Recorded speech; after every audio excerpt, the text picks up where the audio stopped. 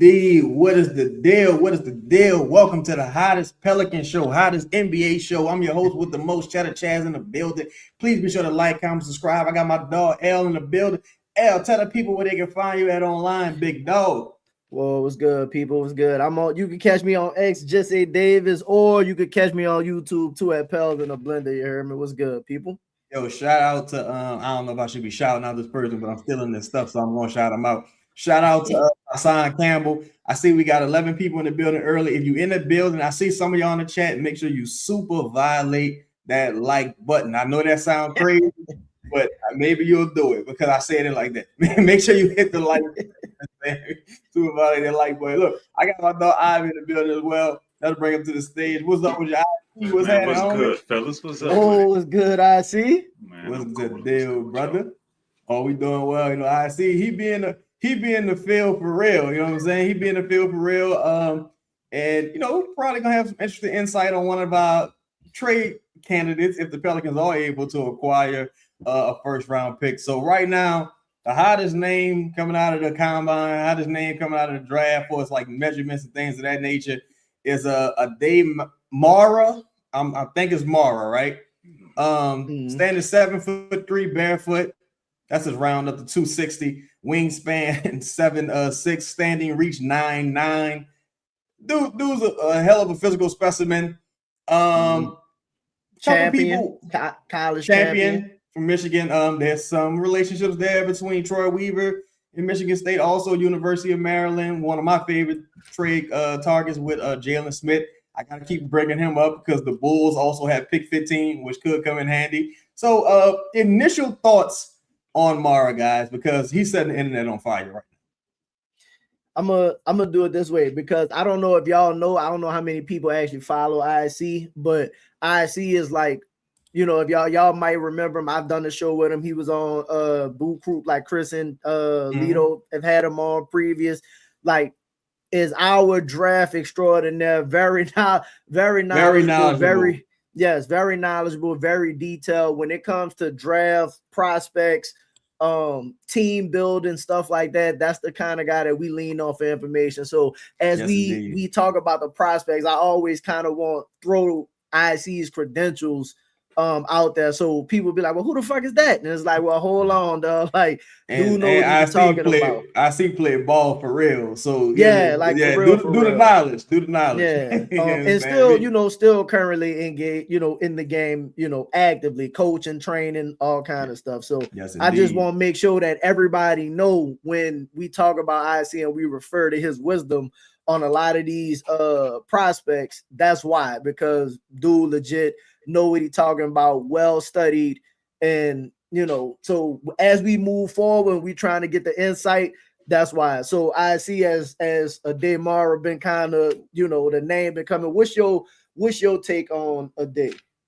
Man, first of all, I appreciate that introduction, man. That was a bit much, but I appreciate it, bro. Hey, I see you being humble. I see a humble brother, Oh man, but look, Aday Mara, man, he's one of my favorite, most intriguing prospects in this draft cycle. I mean, he's one of the absolute best defensive prospects that we've seen in quite some time. If you look at some of his advanced metrics, man, he has one of the best block rates of all time. Again, numbers came out at the combine today. 7'3" barefoot. That's incredible, man. Had like a 9'9" standing reach. Man, it's good can essentially dunk without jumping. Total incredible paint presence. Blocked a ton of shots. And he has a great feel for the game. He can pass the ball. He's a really good passer. And I think he can provide value on both sides of the ball. Would you compare him to Kaman Malawak at all? No, okay. He's much better than Malawak. I just want to be sure. Go ahead, Al. You had something, brother? Yeah. So like when first thing I guess is let's talk about the player himself. Because when people talk about like the defensive presence, one of the things that matter is not just blocking shots, right, but also being a rim deterrent. Like, does he look like the kind of guy that, like, because Eves can get blocks, right? But Eves ain't stopping nobody from going to the motherfucking paint. So I be wanting to have people have a true understanding of the difference between a dude that could get blocks and what you saying he is like Rudy Gobert elk of like, hey, we ain't even really trying to go contest in there at all. No, absolutely, man. Again, if you watched it, his tournament run, I mean, that defense Michigan had was absolutely dominant. I mean, shut down some of the absolute premier offenses in the NCAA. Arizona game, the ones that stand out. I mean, they absolutely thwarted Arizona, and Arizona was on a heater, number one team in the nation, scoring a ton of points. And I mean, the guys like Koa Pete, who's also a potential draft prospect, I mean, absolutely shut them down. So he is an absolute paint presence, a rim deterrent, and a shot blocker. Just an all-around paint deterrent. What do you have him on your board as far as because I've seen him selected as far as 20 on some boards. Some people say, I'm sure after the measurables come out today, he's going to rise. So where do you think he ultimately lands on the board? Do you think he could potentially be out of the Pelicans' reach for, say, a Herb Jones and the teams that may be interested in that 12 to 15 range? Yeah, man, his I'm seeing a wide range where he could go. I mean, there's a ton of teams that could use him. Obviously, Chicago Bulls, I mean, they need a center, but I'm expecting that they go with a higher stars player. The Clippers could also kind of use a center. I mean, 14, the Charlotte Hornets, they have Ryan Kalkbrenner, but I think they can improve in that area also, upgrading that center position. They Diabate too. Is that the center they have? Yeah, I mean, the Lakers absolutely can use them. I mean, that's outside of the lottery. But, I mean, there's a couple landing spots that he can go that would be great fits. Okay. Let me ask this question too, because one of the things, and I'm like, aside from just like the draft range and whatnot, one of the things as far as like his play, does he move his feet well? Because we'll be in a situation sometimes where like clinging to a degree, like when the playoffs came, I won't necessarily say he got played off the floor, but are we gonna be in a situation where if you do take him? Now, granted, I think you need to have another big, but do you think you could be in a situation where he might get played off the floor depending on the kind of big, or do you think he's one of those guys that like, you know, like you could depend on in a like throughout a regular season in a playoff scenario? Like, what do you think long term as far as his? I think some of his cons and some of his deficiencies would lend to him being played off of the floor. He's like a abysmal free throw shooter, like hovering around 50%. So late game situations, I don't think he'll be a reliable player. He's only been averaging about 23 to 25 minutes per game, so he's not like a true workhorse where he can play extended minutes. Sometimes the hands can be kind of shaky. Not DeAndre Ayton bad, but every now and then he'll bobble a pass. So late game situation, got to be sure-handed, got to be able to go to the free throw line, knock down shots, and that's just some of the areas that he needs to improve in. Truthfully, something along those lines would be my preference, because I don't think truthfully, I think the 38-40 minute center is such a rarity now. You need to have some versatility, even with a guy like Walker Kessler. He spent the majority of his career being a co-starter with Collins in Utah. And I think those large body centers, they're so susceptible to injury, like we see with Zach Edey. Knock on wood, Klingon is able to stay healthy. But, you know, even with Wemby, you know, Kristaps Porzingis, the list goes on. Anthony Davis, of course. Personally, I would go with the center by committee approach, with different guys having different strengths and weaknesses. I'm a person who does like Yves Mulder, especially on the offensive boards. I like his propensity to go after blocks. He plays hard most of the time. Looking for a year 3 leap for him so he can continue, you know, his trajectory upwards. But I also think you have to have multiple options at the 5. And in my opinion, I'm not even necessarily concerned with – I'm not dismissive of fit, but I'm not necessarily concerned with fit, because this team may not look the same 1 or 2 years from now. And ultimately, you know, Paul, the cream rises to the top. You could draft someone with a certain plan, and then an opportunity presents itself, and you're like, okay, now this is not the plan anymore. We got to pivot. Now we're going with this guy. This is the who we're hitching our wagon to. But just for argument's sake, how do you think his pairing looks alongside Zion and some of the other guys? From the film I saw, looked a little questionable along the perimeter, but I'm not too concerned with that. I'm sure with his length and wingspan, he'll be able to recover, get chased down, blocks from behind, what have you. But he looks like he could be a little bit of a ball stopper as he catches the ball in the post and surveys a little bit and then decides what he wants to do. How do you think he translates to the NBA and his fit alongside more on-ball players, be it Zion or Jeremiah Fears? Yeah, I think in the pros, I don't think he'll be required or asked to really be a hub offensively. Does he have the capabilities? I think he can, but I don't think that I foresee his role being one where the ball is like always in his hands. When I'm thinking about it, a team that I think would really benefit from his services would be the Atlanta Hawks at number 8. They were absolutely fucking number 8 dismantled by the New York Knicks inside when Karl Anthony Towns figured out that that was the area that they needed to attack. So finally gave Karl the ball. And Mitchell Robinson was dominating on the boards as well, just stronger than everybody. Yeah. Seems like I'm sorry. Go ahead. Now it seems like a perfect Kristaps Porzingis replacement in theory, right? Because you brought in Kristaps to kind of give you a little bit of what Kristaps in his prime, if you could say he had one, is phenomenal compared to what Mara may be. But seems like a perfect replacement. They got a bunch of undersized bigs over there in Atlanta yet still. Let me ask y'all this. Let's say, because when you talk about the draft and like how people might fall, and I always look at the draft and there's always somebody hold on. There's always somebody who like is expected to like jump, right? Like Mara, for example. Some people were saying like after the measurables, you could see him go maybe top. I don't know. Let's say he go top.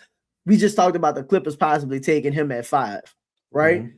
Well, if the Clippers take him at 5, right, then somebody might have fell at least, right? Like, do we see teams trade, move to the point where it's kind of like, I guess you'll say if somebody loves a guy so much that they like, you think anybody's willing to go up to 5 to get that guy? You get what I'm saying? I'm not sure anyone if he is considered at 5, because I think the Clippers will look to pivot somewhat. I don't think they would. Listen, it wouldn't be a waste, but I don't think they would draft shoe-in like lower floor guy, because a Cup is right there. In a Cup, if a Cup goes on to become like this phenomenal player, like all-star caliber, all-NBA player, not saying that Mara couldn't, but the floor is probably a little bit lower for Mara. And if you're still drafting to build around Kawhi Leonard, it's like, come on, like, and you got Garland, who's been injury prone for some time. I think if a Cup was to fall, I would be shocked if someone was trading up to 5 just to draft Mara.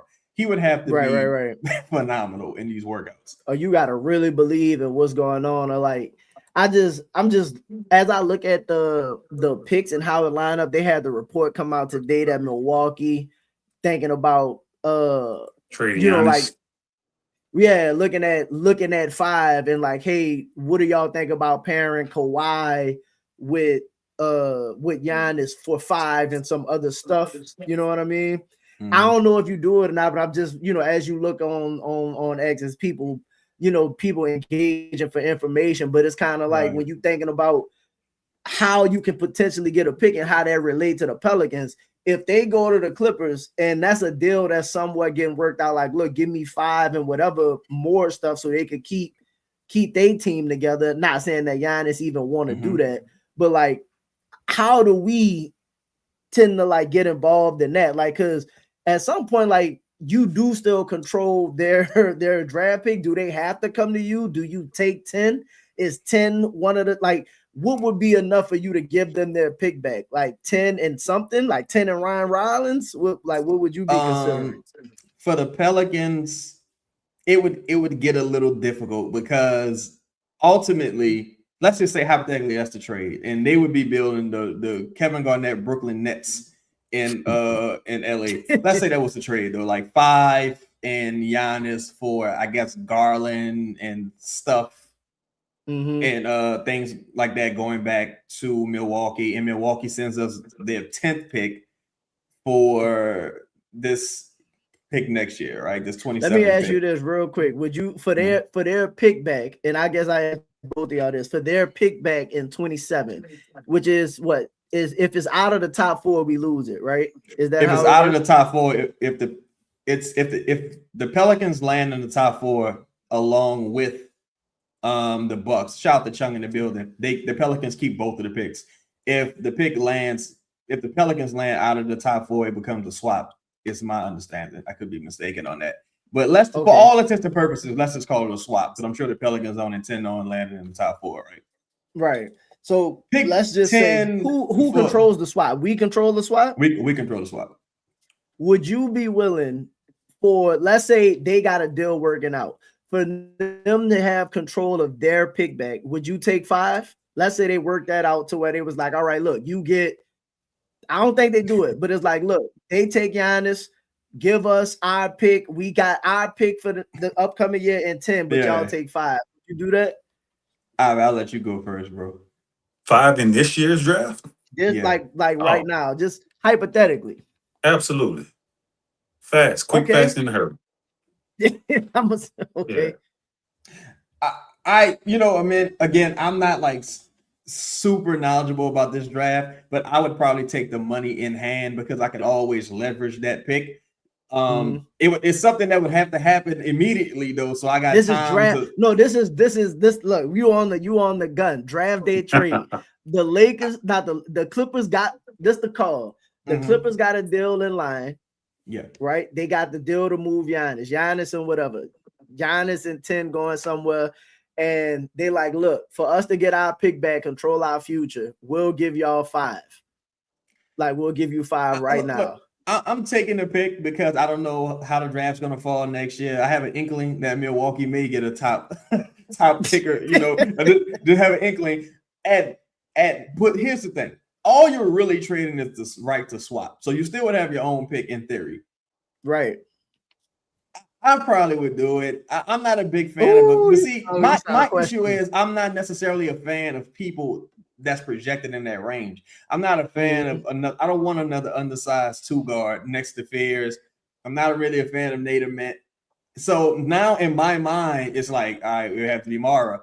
But it's like, am I reaching drafting him that high? But I have to consider under those scenario. I know this would be music to your ears in that scenario. Let's say how that draft worked out is who picks 4? Who's picked 4? Chicago? The Bulls. Let's say you got first in whatever order. AJ, Peterson, Boozer. That's about right? And then what if Chicago just was like, you know what, fuck it, we taking A-Cuff. And then you sitting there at 5 with Caleb on the board. You saying both to the podium. Yeah. Now you gotta do it just on GP. Now you gotta get them just on GP. Right? With that thought process, if you watching the draft unfold, draft night, you don't have no plans to trade no future picks, nothing like that. Some people think Caleb could like a future. I'll let you speak on Caleb in a second after I throw the scenario out. A lot of people think Caleb could be one of those kinds of guys, right?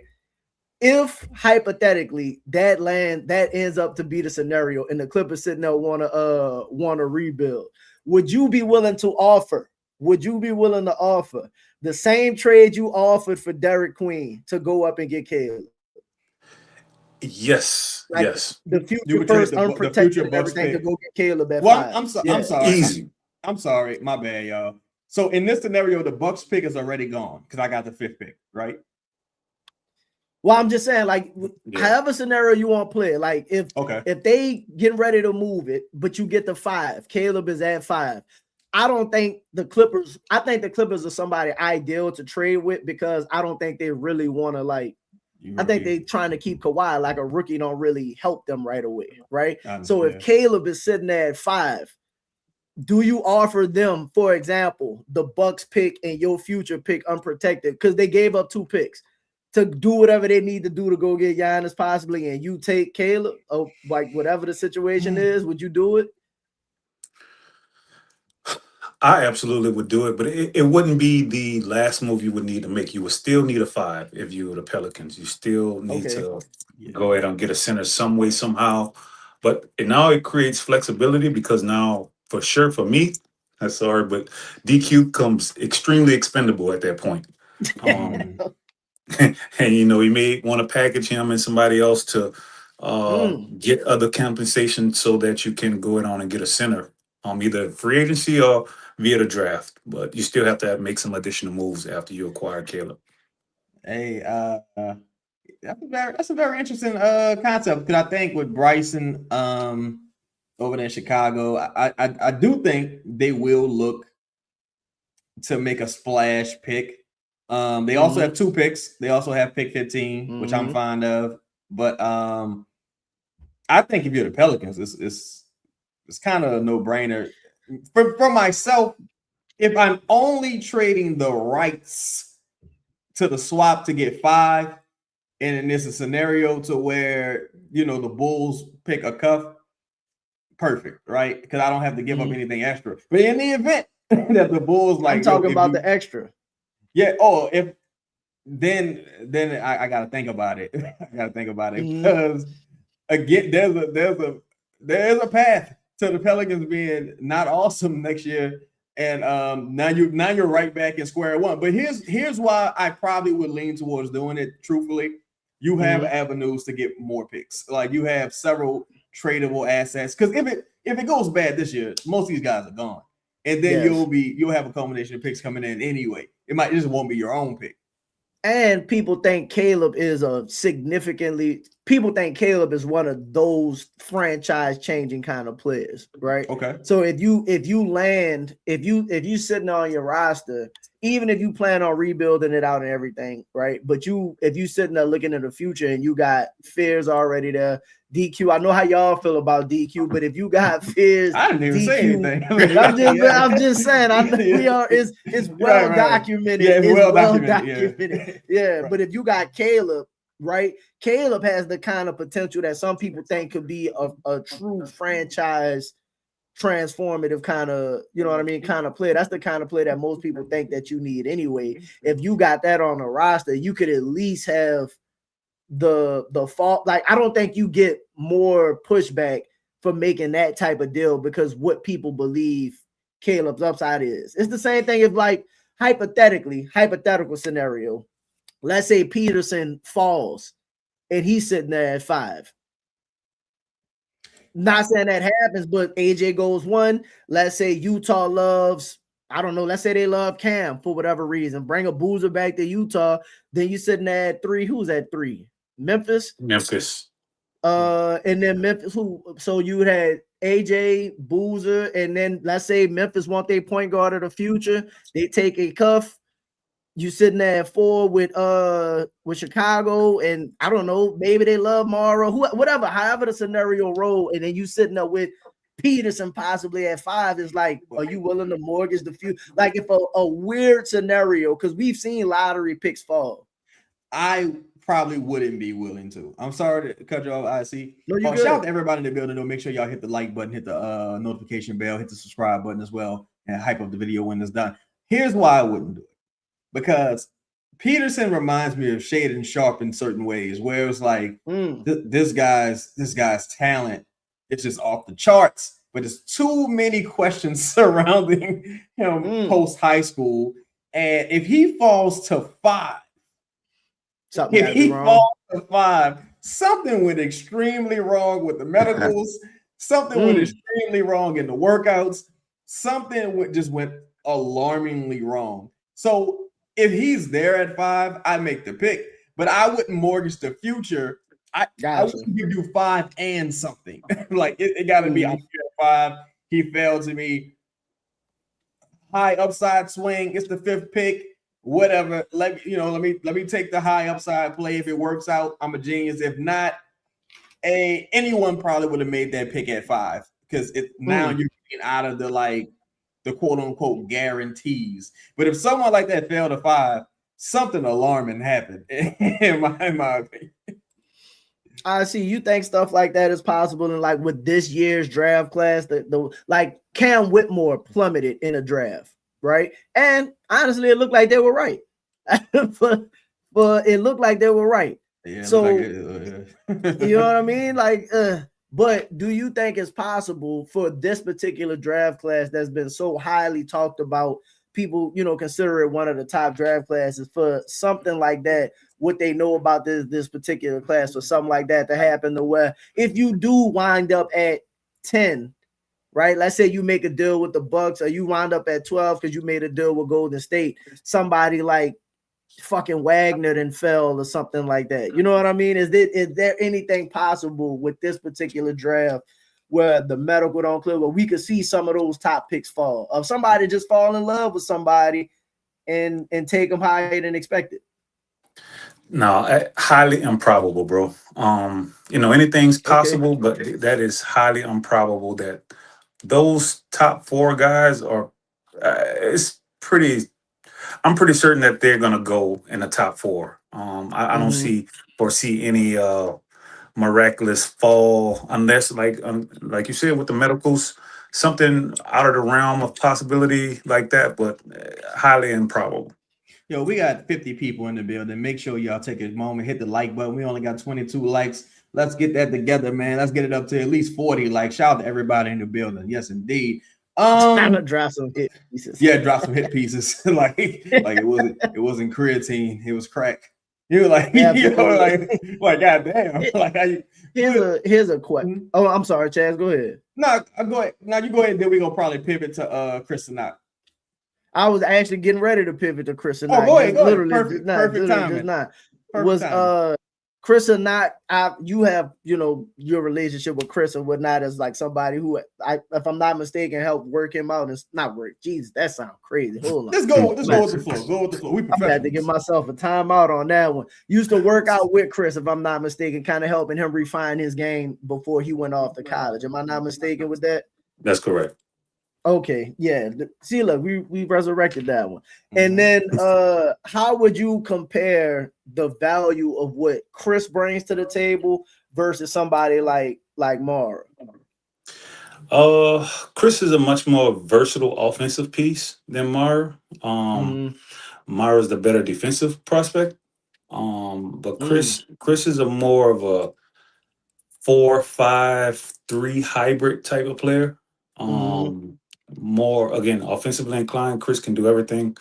Can stretch the floor, can rebound, can put it on the floor.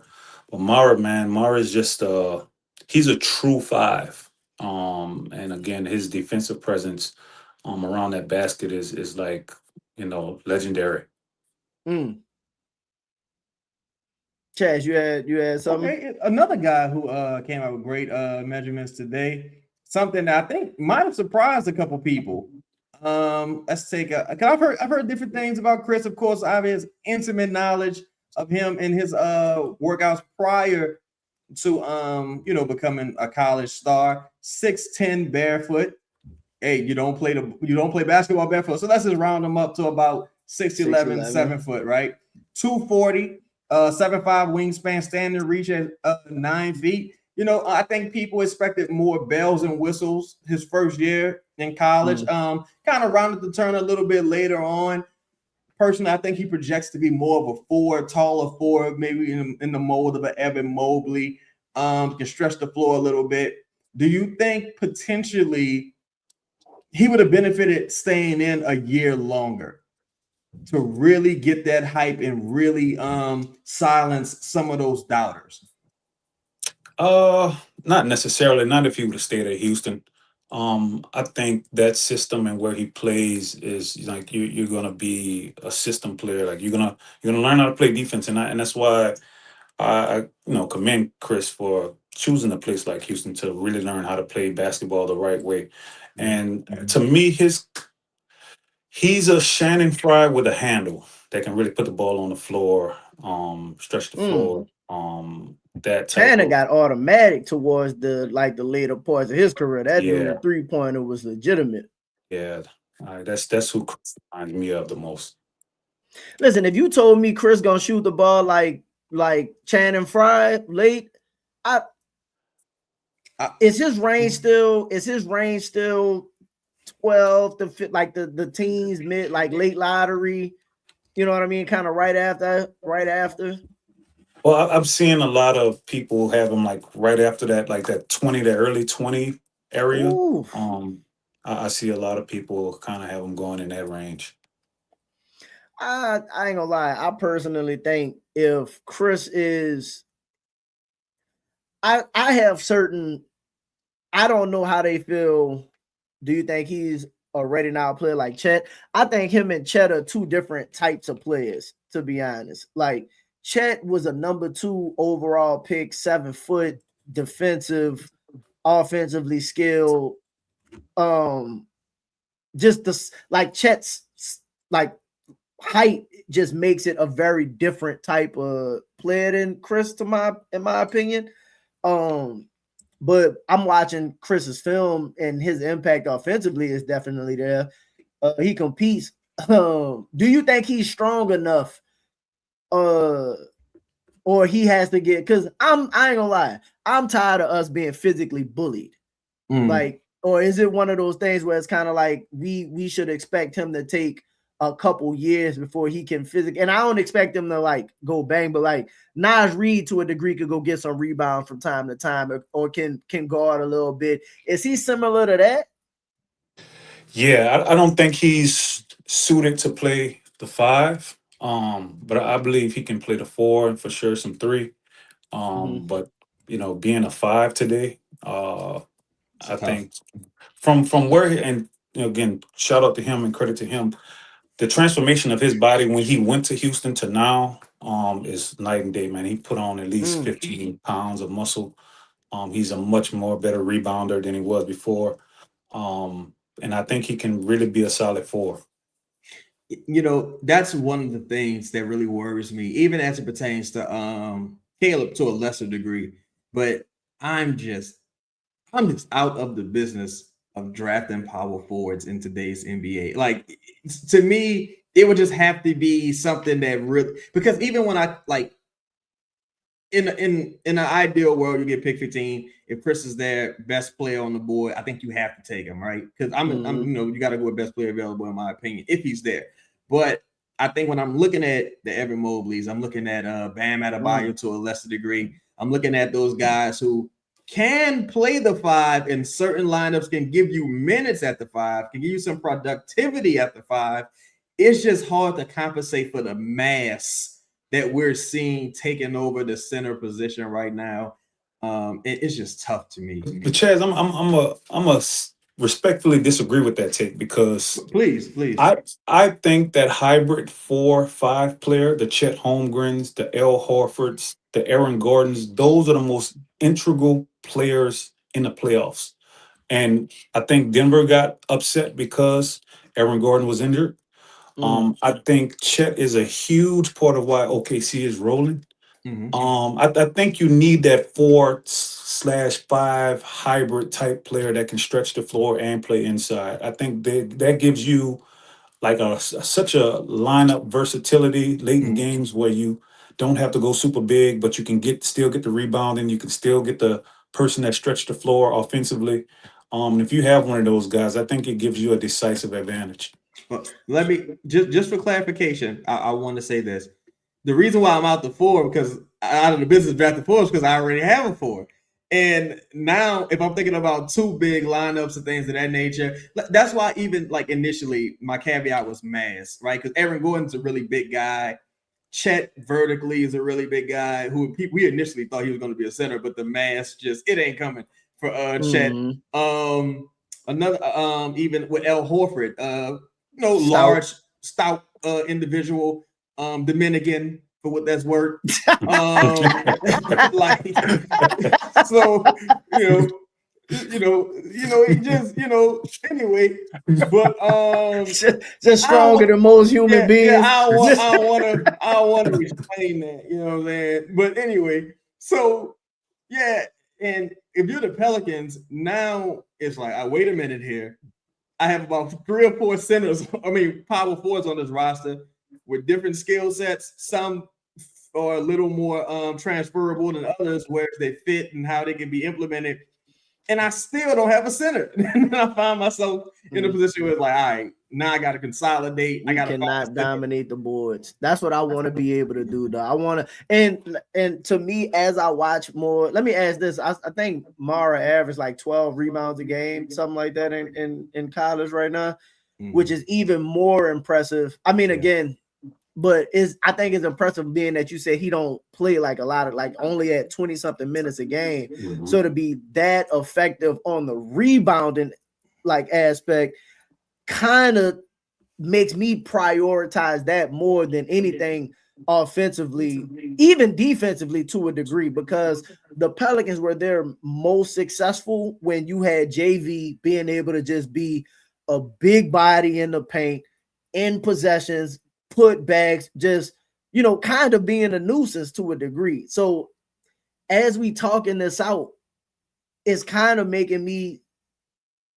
value Mara as far as like the draft picks available, like value that player more than some of the other, like Chris is probably a more polished offensive player, is going to like look better, highlight stuff like that. But if we talking about being effective, like if you're going to have the Rudy Gobert effect, I might not like how Rudy Gobert looks or, the style, but if I could get the productivity, I think you got to take a player like that.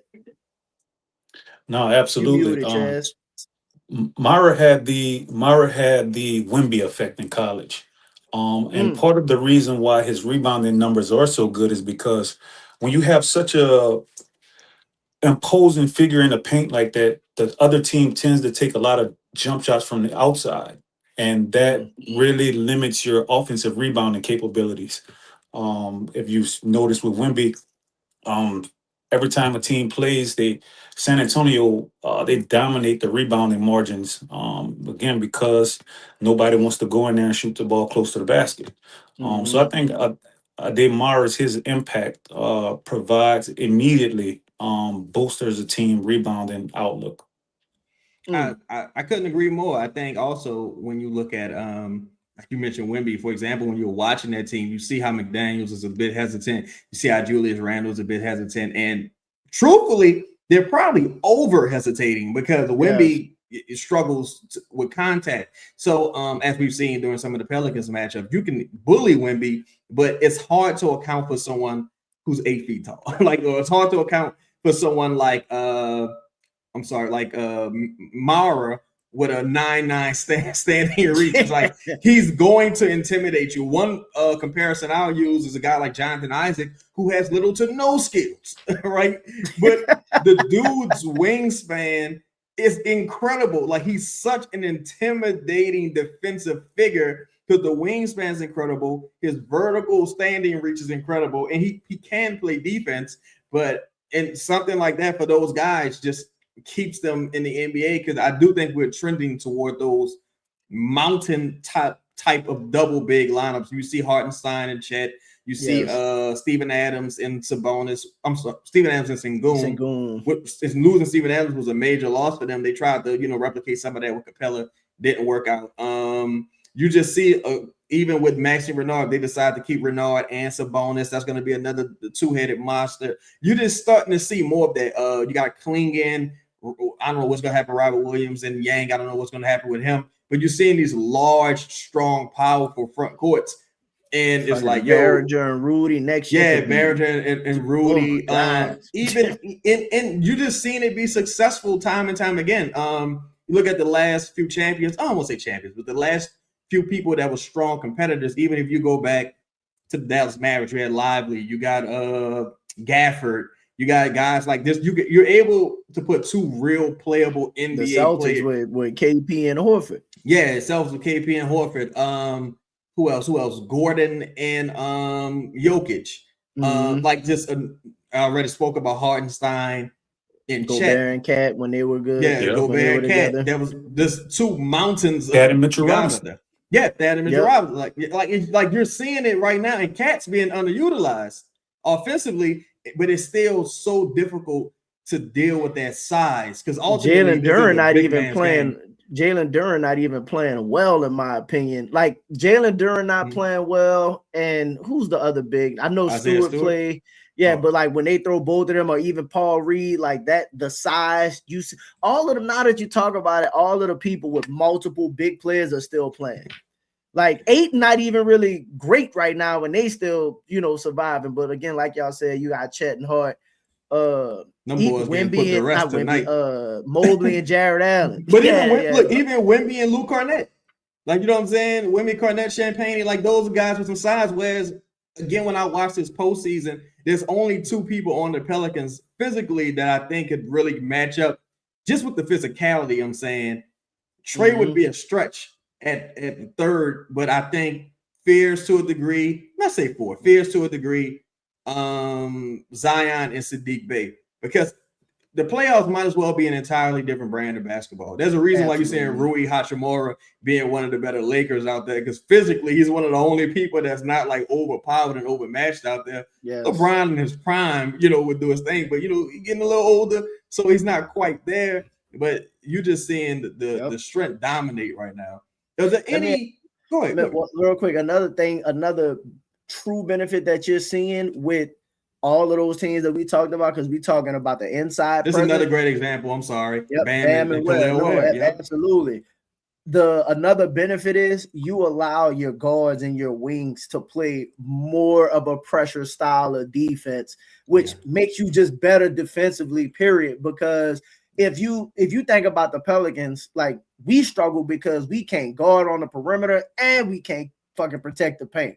So if you got somebody protecting the paint that you trust, at least it allows you to put more pressure on, close out to threes a little tougher, run people off the line a little tougher, because you got that backline defender. So like I'm watching the Spurs, and Castle's a great defender, but you know what? He's an even better defender when you got Wemby back there. Same with Champagny and Vassell. Like them dudes picking up full court, not even worried, because they already know you got a presence down there in the paint. You can't just blow by me. So I'm just thinking that as well. Yeah, and the list goes on, like Anthony Davis, Dwight Howard, and those guys, Mobley and Jared Allen. It's just the numbers are everywhere. I had a question for you, Ivy. I know you the man with the plan, bro. It said, what do you think about this gentleman, Morez Johnson? Think he's the perfect fit next to DQ? What's your opinion on that, brother? You muted. I'm sorry. Yeah, no, you good. I like Morez. His problem is he's not a really good passer. Okay. So what he does defensively is about 6'9". He's like a traditional power forward. He can step out and hit a 3 every now and then, but it's not consistent just yet. But I can absolutely see him going toward the end of the first. Like he's like almost like that hybrid 4/5 type player that can be immensely beneficial to like a team like a Los Angeles Lakers. You can put him next to a DeAndre Ayton, help rebound. Again, he can guard up and down the line of position. He can guard like bigger threes, and he can guard some fives. So Morez, he's a winner, man. He's tough. He rebounds. But I don't like that he's not real twitchy. Like it takes him a long time to load and jump. Yeah. So little concerned about that and his passing ability, but he has a lot of other intangible skills that really translate to winning. And another question for you, Ivy, from Anthony Mazzano. He said, Chaz, this is an honest question. Do you guys think eventually we'll see a hybrid of this high offensive output with physical defense, or we're never going to see physical defense again? I think physicality is pretty apparent right now, personally. Especially in these playoffs, for sure. Yeah. What do you guys think as far as the regular season? No. Absolutely not in the regular season. I think it'll cut down points scored. Yeah. No, I just think like regular season basketball is a certain brand. Those teams that can like Detroit, their style of play is just like they have defensive players, stronger players, so they just naturally gonna play a physical style, and that's how they end up winning 60 fucking games. OKC, everybody is a physical style, like, so certain teams will be able to do it, and it translate. But I don't think it's going to be one of those things where you just going to see the NBA as a whole just putting out a whole bunch of defenders and stuff, or the rules are going to allow for you to just play physical consistently throughout the season. Motherfuckers will be getting hurt if they was playing like this throughout the full season, bro. Like, people be low managing. Like, I think it'll be way too many. Nobody will make it to the end of the season if playoff basketball was like this. I also think, to your point, I think a lot of guys just don't want to play like that. Truthfully, I think a lot of guys. I think that's a certain mentality that I can lock in for a couple of games. That's why you see certain teams going stretches where, like, yeah, for the last 5 or 6 games, we were near the top of the league in defense. Like, yeah, because you can do it for short spurts of time. Yes. You might have a soft spot in the schedule where you're playing a bunch of scrawny motherfuckers, but when you come face to face with some grown men, you're like, all right, wait a minute, let's go back to finesse basketball. I see. What do you see as far as the way things are transitioning, and do you think that the Pelicans could kind of get ahead of the curve with the right pick this year, if that is Mara? And I know you don't have a ton of time yet. I also want to hear about the program you're doing that I saw you announced the other day on Instagram. But what do you think about the Pelicans potentially getting a guy like Mara, and how would that help them as soon as next year? Because we talking about short-term winning. Yeah, I think the center position is absolutely. I think when you have the right bigs, it raises your floor. I think the guards raise your ceiling. And obviously this past year the bottom fell out for the Pelicans. So which tells me that they need to really examine their interior players for sure to start. And again, someone like an Aday. I mean, there's a couple other prospects that I think that would be really great fits for the Pelicans outside of Mara in this year's draft. But the Pelicans definitely need to give us a couple of names. I see, because you get ahead of the curve. I see. What's your top 5, 9 top? Let's say more outside the top 10, because I think we could get a pick.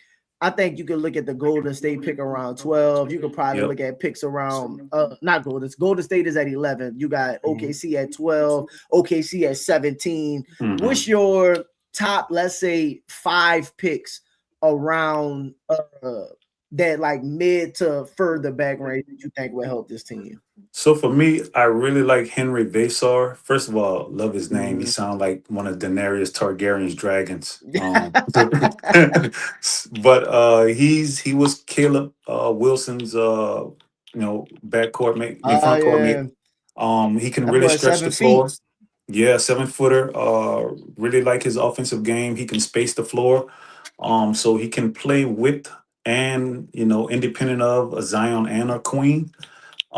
It's not like those type of players that can fit alongside them. I also like Jaden's Quaintance. I mean, he had a ACL injury, but he has a ton of potential. I mean, his physical frame, his athleticism. If the medical's checked out, that's someone worth maybe taking a gamble on. Boy, got a 7'4" wingspan. I'm sorry. One question. I'm sorry. Do you think some of these guys could be available in the second round? Potentially. None of these gentlemen. Okay. No. They're because again, we're seeing what really wins in playoff basketball, and the competent franchises are taking note. And when there's going to be a run on centers, there's only about 5 really centers that's worth going up and take a gamble on. And once you don't have one of those guys, you're going to be SOL. So I don't see those guys waiting to the second round to draft those type of players. Are you familiar with a Malachi Moreno? I am not that familiar with him. I've seen his name a couple times. I have not watched him yet. You have to check Eminem out, man. I've been telling people about the project you're working on, brother. Oh man, appreciate it. So man, I got podcast coming out called Basketball Bullseye. I'm gonna really hit it hard until pause. Until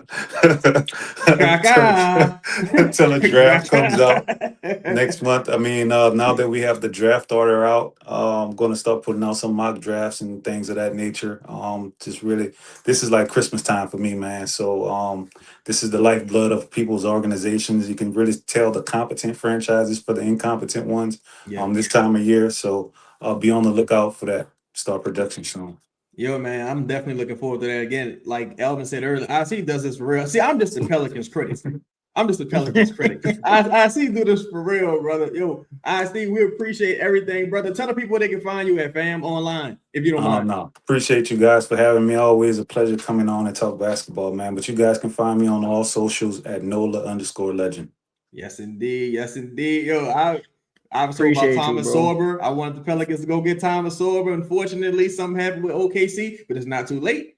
Not too late. OKC got an embarrassment of riches. Share some of the wealth. It's time for y'all to break some bread. You know what I'm saying? But shout out to my dog. I see y'all. Be sure to follow him. Be sure to check out his I'm sorry. I see one more for you. Basketball Bullseye. You heard me? Yes, it did. Yo, he said, how do y'all feel about Jaden Quintus and Cameron Carr? You mentioned Jaden, if I'm not mistaken. I like Cameron Carr. How you feel I love Cameron Carr. He's an off-ball type player, like a 3-and-D type guy. Can really shoot it and really athletic. Can't really put it on the ground much. If you have like a ball dominant, like a Luka Doncic, like something like that, I think he can really do wonders off the ball, being a 3-and-D type wing type guy.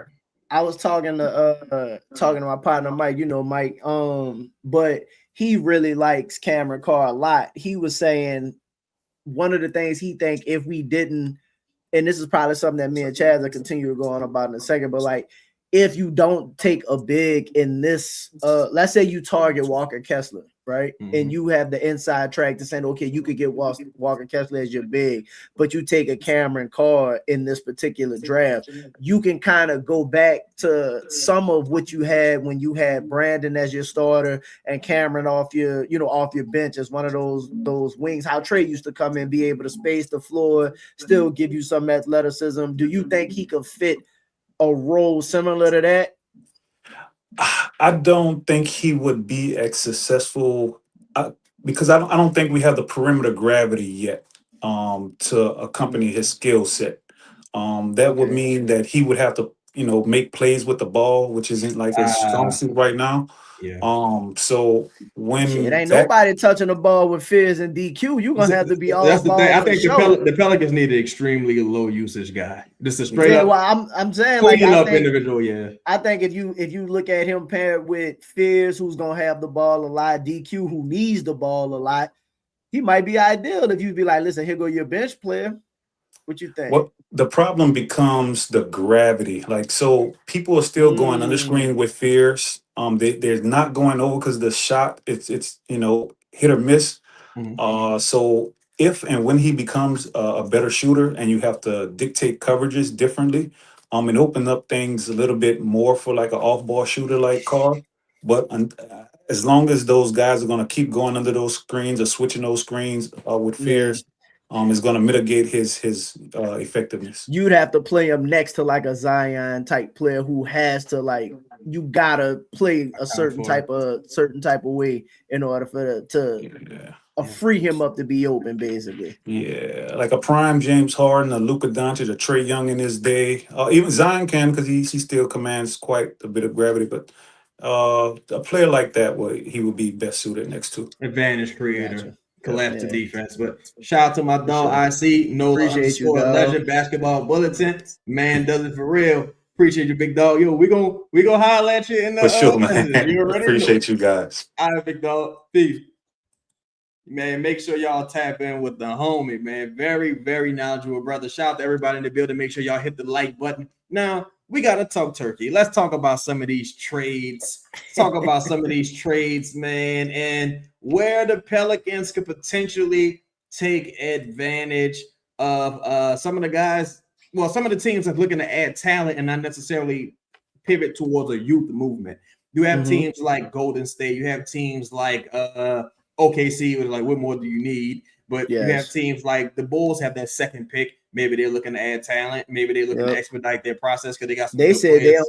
they said they in asset acquisition mode. Asset acquisition. So hey, What does that mean? I'm pretty sure they like, if you got it, you can have anybody off our team for the right asset, I'd imagine. hey, and it also means we're willing to take on a piece Bad and salary. potentially flip it for more.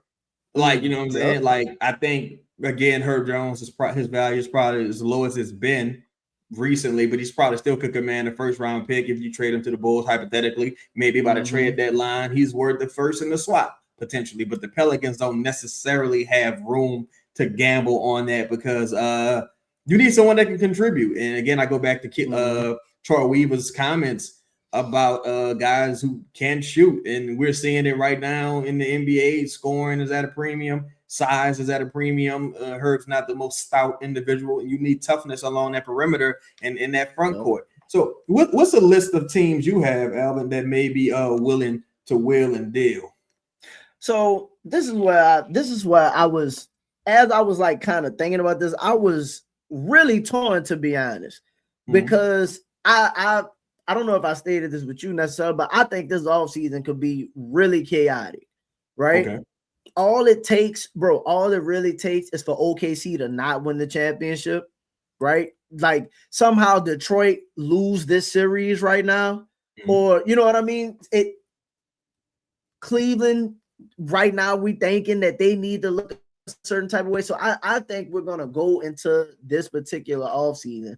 Like right now, I still don't know who we should target, because for example, you mean via trade?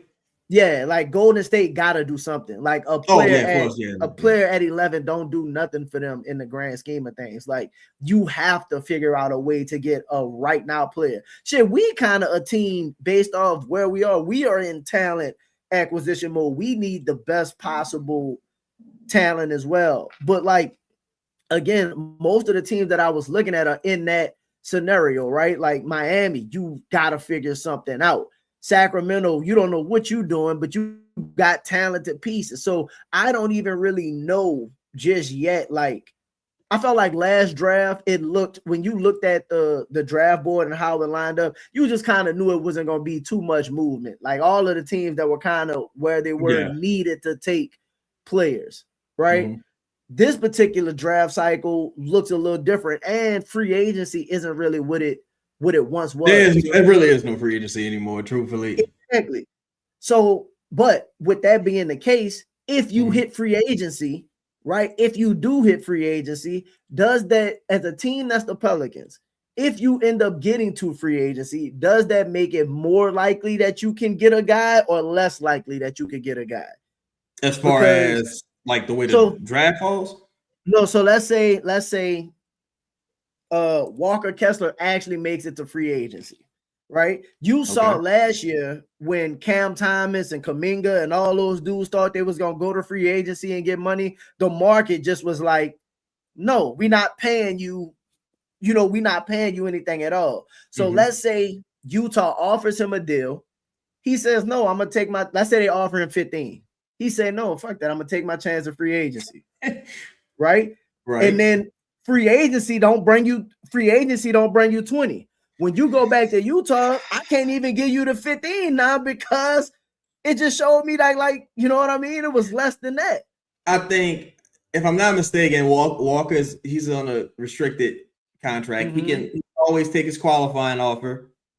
But the Pelicans are in a very interesting situation, right? Because in the ideal world, like whatever you're doing, like for as trade wise, it's done during the draft and earlier in the process. It would be ideal for me. Of course I'm not a professional. I'm just a Pelicans critic.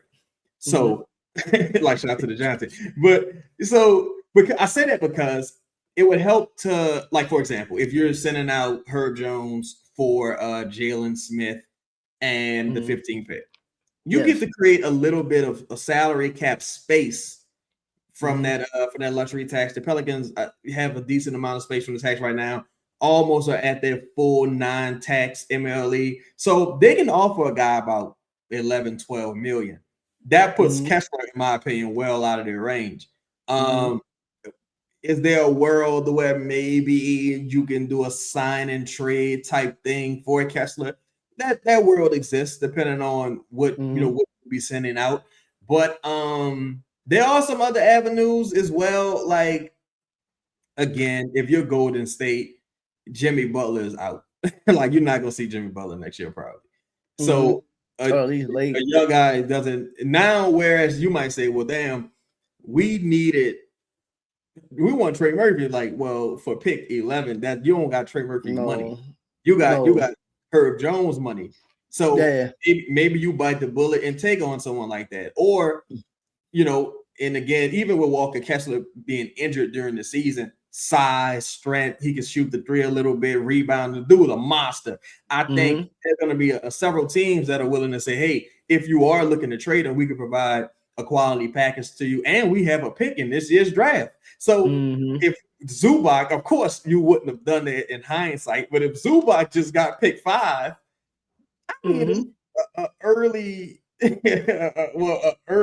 10 to 14, 15, 16 pick back if I'm trading Walker Kessler to you, because I'm giving you a bona fide starter off the rip.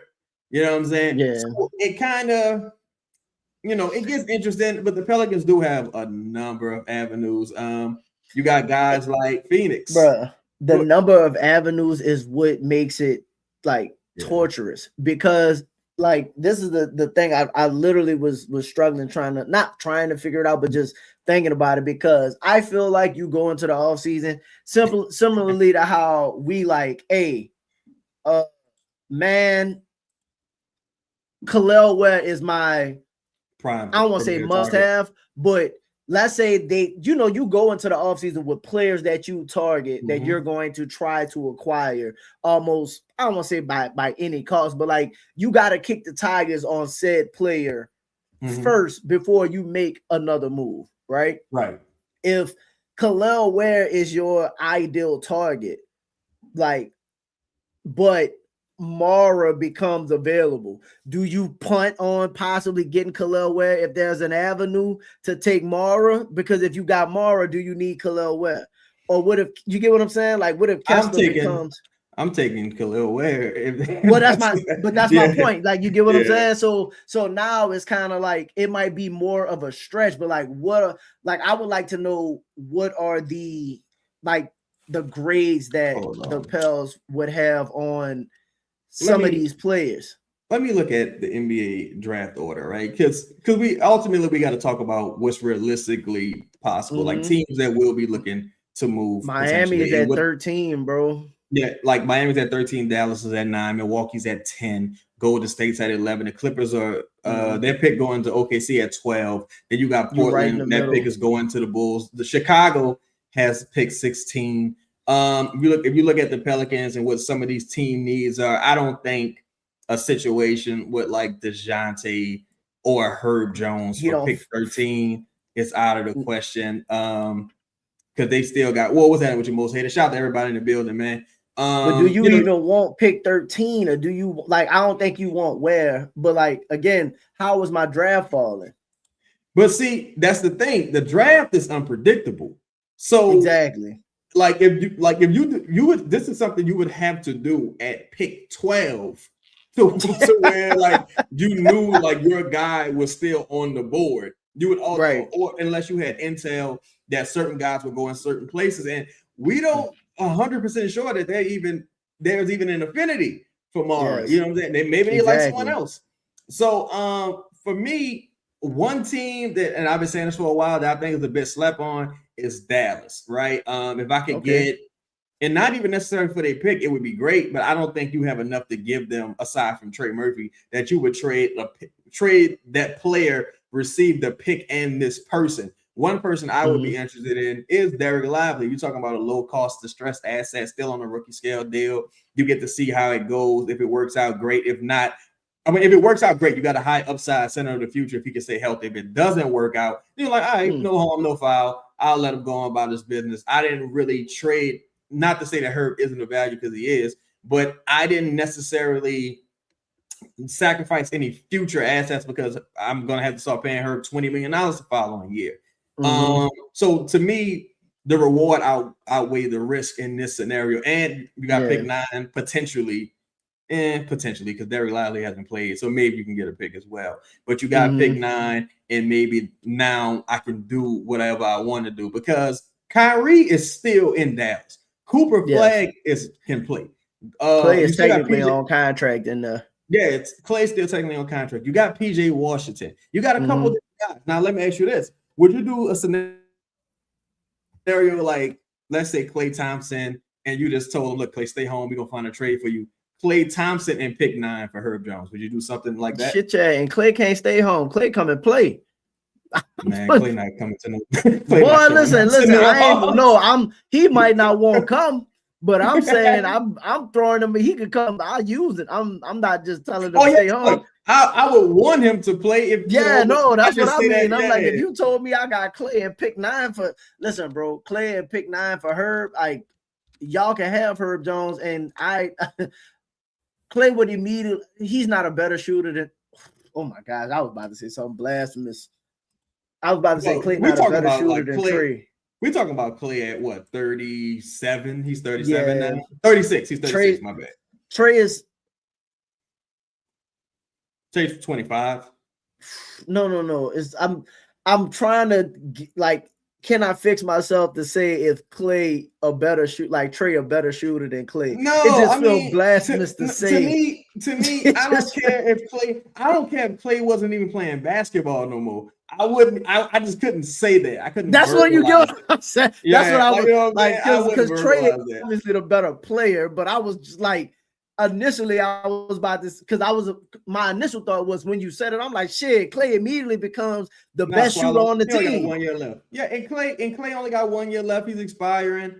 He can come be what JJ was. That's fine. No, we need players. We need shooting.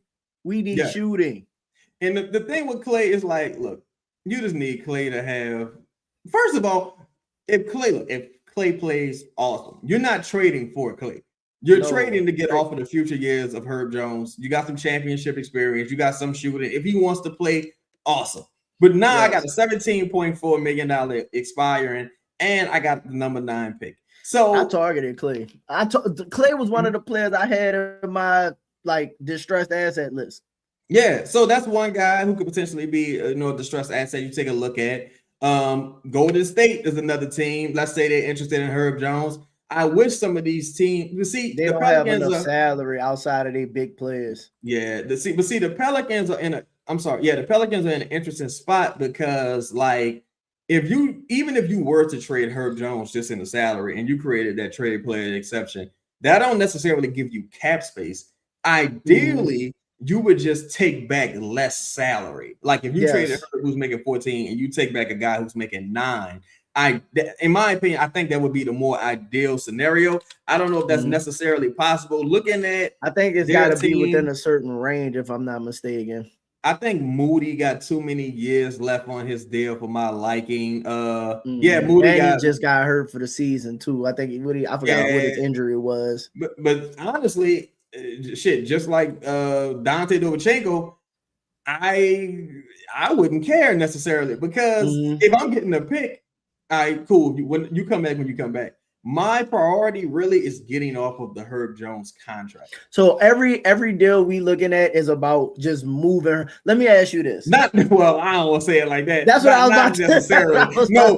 Not about moving Herb, but I think Herb would be the guy you're most willing to move to get into the later part of the draft. Okay. I was about to ask, I'm like, are we just in kind of like we getting rid Herb must go. I know Herb. Nah.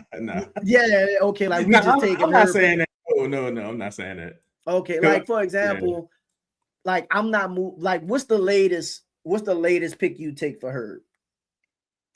Boy, especially if I get a play like we talked about this before, if I can get Cam Johnson for Herb and Hawkins. I do that, but let's say it's not a Cam Johnson type player. Let's say it's some shit. Pretty much, it's just like if Minnesota was like, you could have I pick and Dante for her, and that pick like a late first.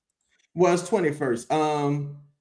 I would have to do it, and this is why I have to do it. This is why I have to do it, because I really do think that contract appreciates very, very poorly. Looking at how this postseason went, especially because people got long. Oh yeah, Dante expiring. Yeah, people got long memories in the postseason. So I'm like, all right, that money off my books, whatever. Like, it's like if I'm just talking about Herb, easily replaceable player. Like, just being real, easily replaceable guy. And if I can potentially move off of Hawkins as well, well, not in that deal, you wouldn't be able to. But let's just say hypothetically, if I was able to do that, but I don't think they would want her.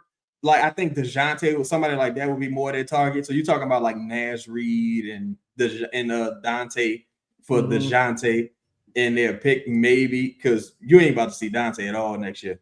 Yeah, I know you mentioned earlier. I know you mentioned before we talked about Grant Williams and Charlotte. You think they'd actually do that for 18?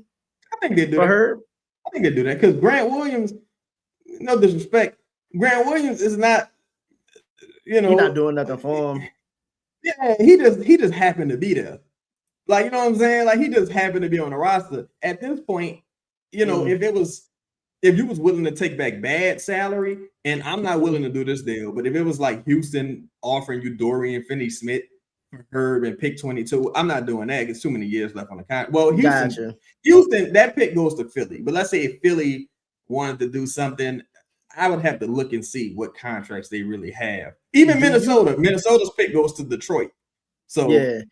Do you think the Pelicans are in, because we're not really in asset like acquisition mode to a degree, right? Like, you always in asset acquisition mode to a degree. Like, you're always in asset acquisition mode. Like, you trying to do the best business possible. At the same time, we're more in talent acquisition. Talent acquisition, more so trying to compete. How do you weigh moving that for like another draft pick rookie as opposed to maybe moving her for something like, we might not even be really thinking about the draft pick per se. Like, we need players, like, to be honest. Like, that's why Cam Johnson is an ideal like fit, because you get off the contract, and in my opinion, I think you get like a more useful player for you. Yeah. What we got going on. Like, how are you weighing the difference with that right now? Well, there's pros and cons, because it would be tough, in my opinion, to move her without taking some salary back, probably shorter term salary, and still got to sign that pick. So you still got to give that pick money. So whatever room you create, you'll probably ultimately lose it once you sign the pick. Maybe you still have $1 to $2 million in tax space that you were able to chop away. But I also think it gives you more options in free agency in the event, let's hypothetically speaking, right? Let's say you do a 2-for-1 deal, hypothetically. Let's say Herb is the net. Let's say Herb is the quote unquote best player in the trade. And you're able to package Hawkins with him for salary purposes, and you take back Clay. This is totally hypothetical, right? Now that's a 2-for-1 deal. You created a little bit of cap space.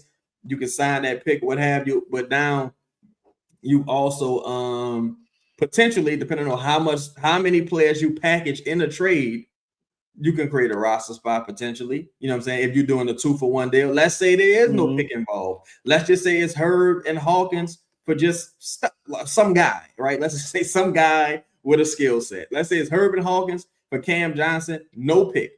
I would do the deal personally. I ain't gonna hold you. I'm doing the deal. If it's just Herb and Hawkins for Cam Johnson, I'm doing it. Like, I gotta get off that Herb contract, bro. And now I created a roster spot.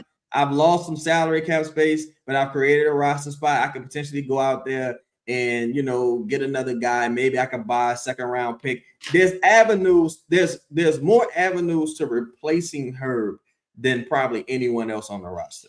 I think Herb is already replaced with Bryce McGowan. I think the Bryce McGowan's like contract replaced Herb. I think, and that's $2 million. I think they're already pivoting. And to be honest, Bryce McGowan's like, Detroit getting the brakes beat off of them. Yeah, dog, listen, I don't know what to say about Cleveland necessarily right now, but Detroit, I don't know if they was just feeling themselves a little too much. Did Orlando truly expose them? Maybe these East teams really not that good. I don't know. I'm gonna be real.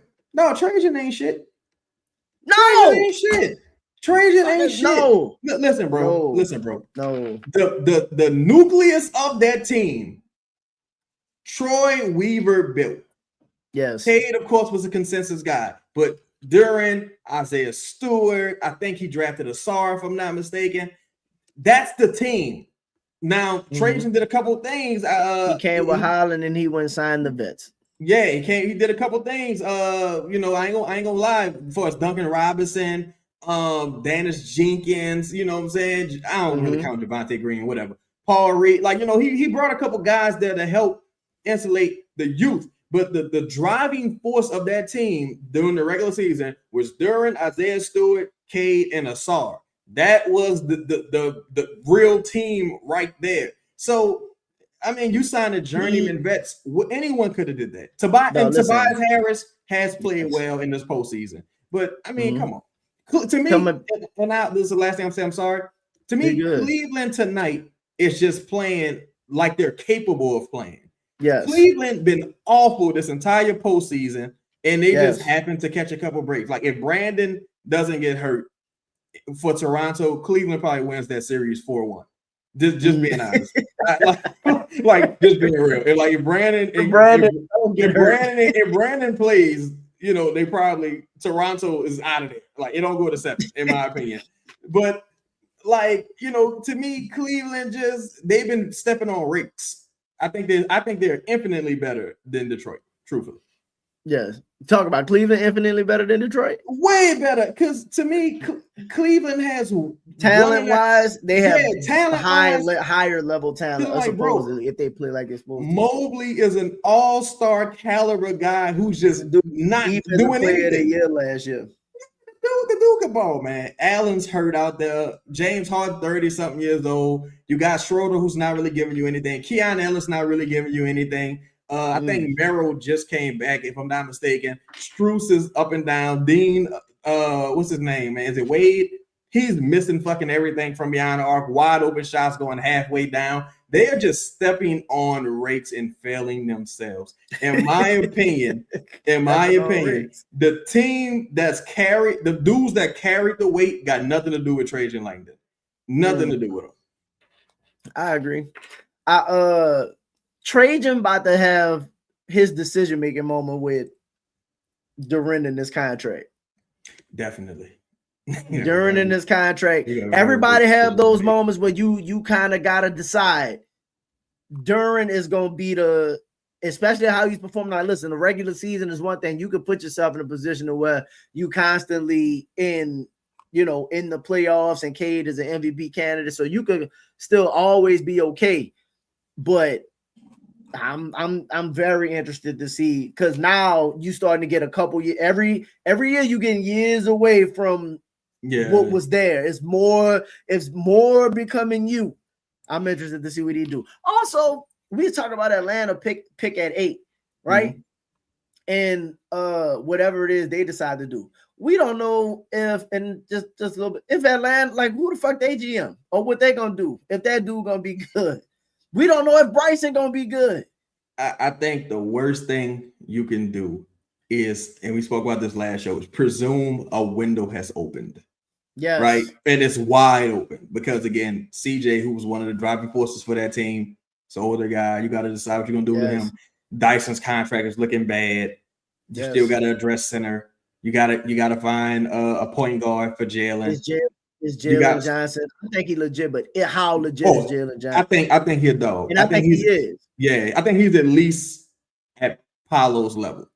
But now you got to hit a home run at 8. If you don't get it right at 8, now what you gonna do? And no, like if any of these guys go back down to earth, do you sign Kuminga? Like, do you know what I mean? Or do you pick up the option? Like, what you do with Kuminga? Because now you got to decide whether to trade or what. If you don't decide to pick him up, you got to expire him and pick 8, and you got a couple guys on that team that you can package. Like, if they were saying, man, we about to package Kuminga and pick 8, and we about to go get a guy. We about to go do it. We about to, you know what? We going to get Jalen Brown. We about to put everything. You could bring him home. bring him home to his second home, his real home, New Orleans. But, yeah. yeah. We about to go get Jalen Brown. Like they got avenues to do that. I want to ask you the question you asked me. What's the worst pick you would take back in theory for Herb Jones? The worst pick I would take back? Worst pick. No player attached. Let's just say salary. It would just be matching salary.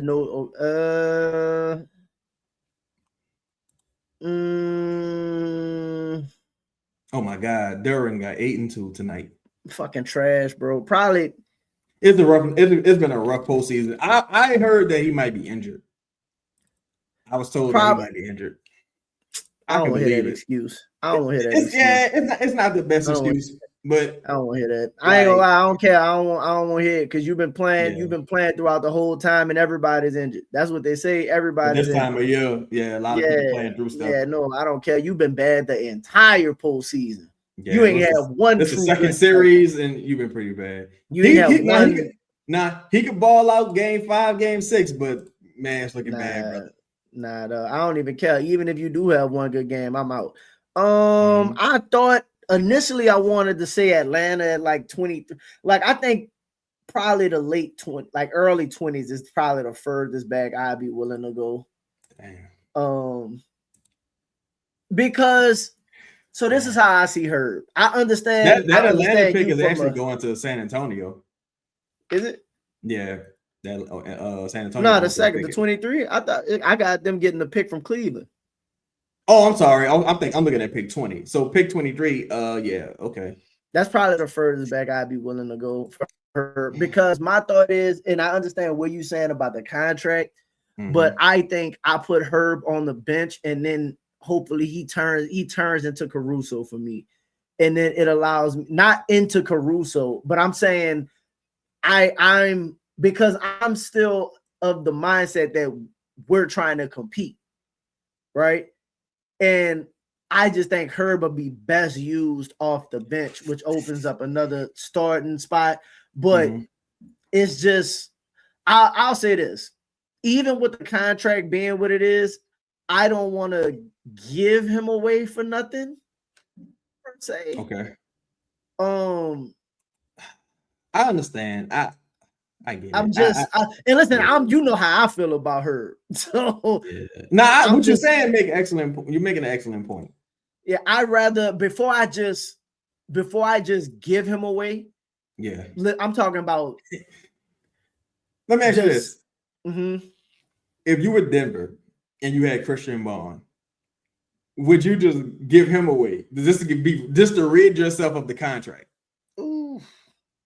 And I say that because I think if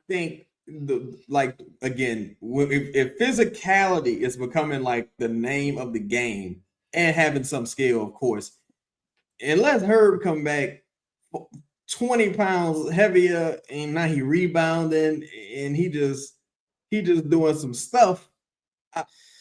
He's just a negative across the board with shooting, rebounding, and on-ball defense at this point. You talking about Herb? Talking about Herb. So, like, if you look at where the contract is jumping, it's going to be comparable to Christian Bond. Christian Bond, the champion, who's had like some highlights. So, I think. See, because I know how you feel about Z and Trey, how them two are tied. Like once you move. Yeah, I think once you move one, you gotta move the other one. You absolutely could move Herb, and that don't signal it's time to tear it down. So, like, I'm not saying that at all. But yeah. I just feel like if you move Herb for nothing, you know what I mean? It's kind of like because it could be addition by subtraction to a degree, but I feel like I would be willing to put Herb on the bench first before I moved him for nothing. I'd at least want to see it first before I just moved him for nothing. Yeah, that's basically what I'm saying. I think it all falls to how do you value Herb's contract right now?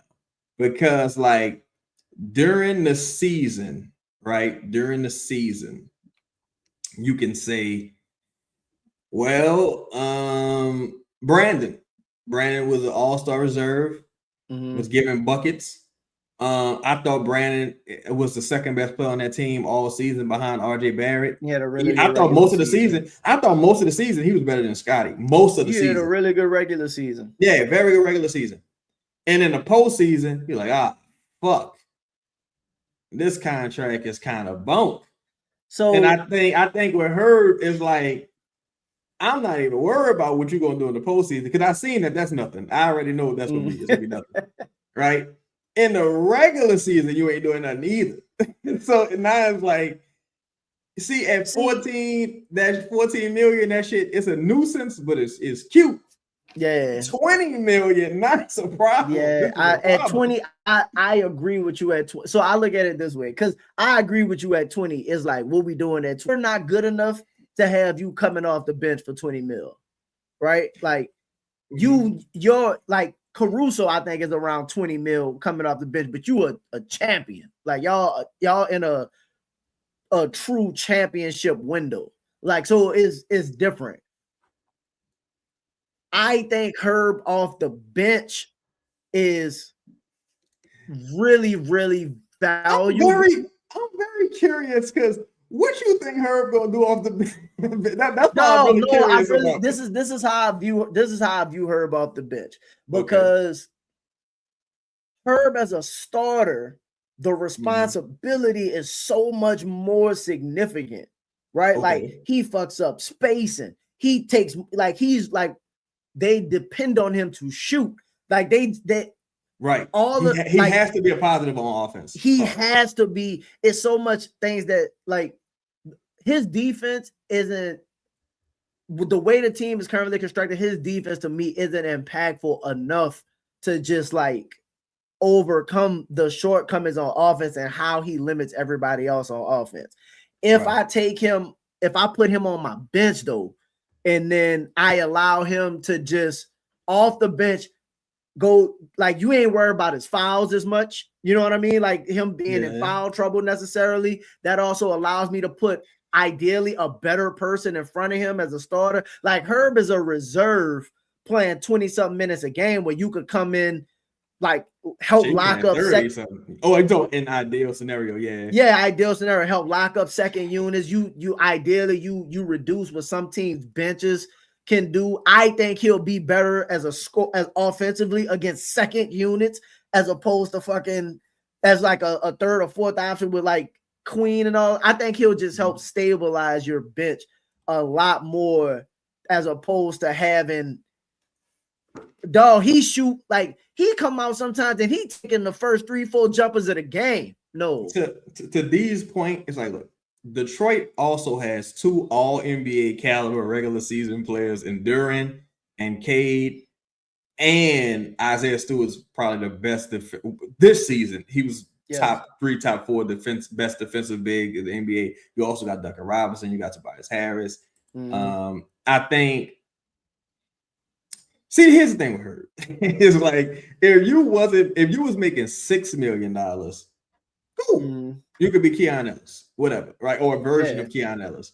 But even if when I think about the second unit, let's just say DeJounte's back, right? Hypothetically. And Jeremiah Fair's on that second unit. Let's say Bryce is on that second unit. Let's say Queen is on the second unit, hypothetically. Meesy's on that second unit, probably. Yeah, maybe Meesy's on the second unit, right? That's you already at 3 to 4 non-shooters, right? So then Herb becomes a problem again. And look, you don't do hockey assists also. I mean, hockey substitutions. So Herb probably played, but let's say Zion's off and Queen's on, and now Herb's on with Queen. All right, now we got a problem. Zion and Queen are off. Meesy's on. Now Meesy's on with Herb. Okay, now we got a little bit of a problem. Zion's on with Herb and Fears. All right, now we got a little bit of a problem. See, I'm trying to give Herb some bail. Are you ready for me to just throw Herb even more under the bus? Not really. It's just like, bro, like you can't have a season like 2 seasons like you just had. No, it's so bad. It's so like, bad. no. See, and that's the thing too. It's like Well, what up with you? Who that? He was so bad. He was such a negative on offense. If the defense was still there, you could say, well, damn, I ain't giving away that type of defense, bro. So that's what I'm hoping is that putting him on the second unit, we could get some of the defensive impact back on that side, like at least. But I do it, dog. Listen, if it's that, so I said it, if it's in the teens, I'm taking it for anything in the teens. Okay. You get what I'm saying? Like you, Right. like the latest. I'm like 20, like at 25. I don't know if I'm just taking 20, just 25 for him, but at the same time, like, and I'm sorry to cut you off, but I also say it because you do got guys like Keon Ellis who will be free agents. That could, like, because for her, you telling me how like the replaceability of Herb? Yeah. Yes, I get the replaceability of Herb. You absolutely can do. Again, I think the replacements are already there. I think Bryce and McGowan's and just looking at. I'm sorry. In the aggregate, could give you that. Like in the aggregate, could give you what Herb does. Because just looking at some of these numbers, bro. I mean, Jesus. 20 games in 25. Let's throw that season away because he was hurt. But Memphis not taking Santi for no Herb. I wish they would, but they probably won't. But let's say 27. Played 56 games. He started 56, which is a crime in and of itself. 8 points on 8 shots, 38% from the field, 30% from 3. Mind you, these are wide fucking open shots. One free throw, 2 rebounds. And the like here to me, the numbers last year was so bad, though. To me, I'm looking for the outliers versus what's the constant, right? The constant is you're a bad shooter and you don't get to the line and you don't rebound. Up until the last 2 years, you've been an awesome defender, but now you got 3 years as a great defender and 2 years as a bad defender, like mediocre to bad defender. And you never really get to the free throw line. So bro, I'm like, you're trending in the wrong direction, bro. The threes went up, the 3-point attempts went up, the 2-point attempts came down, which tells me he's not getting to the rim as much. Not getting to the rim. No one's guarding. The free throws, he didn't shoot many free throws to begin with, but you could tell he's shooting even less because again, he was averaging 2, now it's down to 1 or damn near none. I remember I told you he went. I think it was like a 10-game span. He went without shooting no free throws at all. Like he didn't even get to the line at all. See, it's just a little crazy. You know what? I take it back, Chaz. I take it back. You can have him. Yeah, that's why to me, bro. And again, it's not a knock on him. It's just the production and where the team is looking to be headed for us. Adding that toughness, adding that physicality, adding that shooting. I think at this point, you're talking about 2 ways. Guys on like again, Bryce McGowan just came on the street. No one's saying it's an apples for apples replacement, but it's about what you value more. Who's better right now, Clay or Herb? Klay Thompson or Herb Jones? Right now, yeah. For the things I value, I would probably say Klay. and I say that because for one, because Klay's contract is fuck that. We ain't gotta talk about none of that. We ain't even talking about the contract. I'm talking about on the court. Just better. Klay is washed, right? Klay's his best days are behind. 2 devastating injuries. Today, May 11th. I'll pull up Klay shit. Today, May 11th, Klay is still a better player, bro. Because no one's gonna ignore Klay Thompson in the half court. Like no one's gonna do that, bro. Never. You can't. No one's gonna do that. And he ain't, bro. And I don't want the show to get hijacked because it's really my fault talking about Herb to this extent. But because it's fine, bro. I got time. Because this is the pathway to us really acquiring a pick. This is the pathway. They really trying to figure out what it is they're trying to do for Klay. Klay, you know what's funny? If Klay only shot threes, he probably would have been all right because Klay at 35, right? He played 69 games, right? 11 points on 10 attempts, which is better than Herb. 69 games ain't bad. That's more than Herb. That ain't bad for him. Damn, he played 72 last year. Damn, Klay be playing. Shout out to Klay. Man. Ever since he came back from the injury, like he out there. Shout out to him, man. So again, his trajectory heading downward. He also said, "Look, we tanking. That's why I ain't really, whatever." That's very true. Yeah, so Clay across the board, 11, giving you what, 11, 1, and 1, What did he 11, do? 1, and, What no, did I'm he sorry, do 11, 2. last year? What did he do last year before? Because Kyrie was hurt. They came into this season with fucking Cooper Flag running the point. Yeah. So what did he do last season? Oh, last year prior to 41% from the field, 14. It's a little bit better. He's 34 years old. 14 points on 12 shots. 39% from behind the arc, which is really good. And 90% free throw rate, but only got to the line one time. Total rebounds was 3.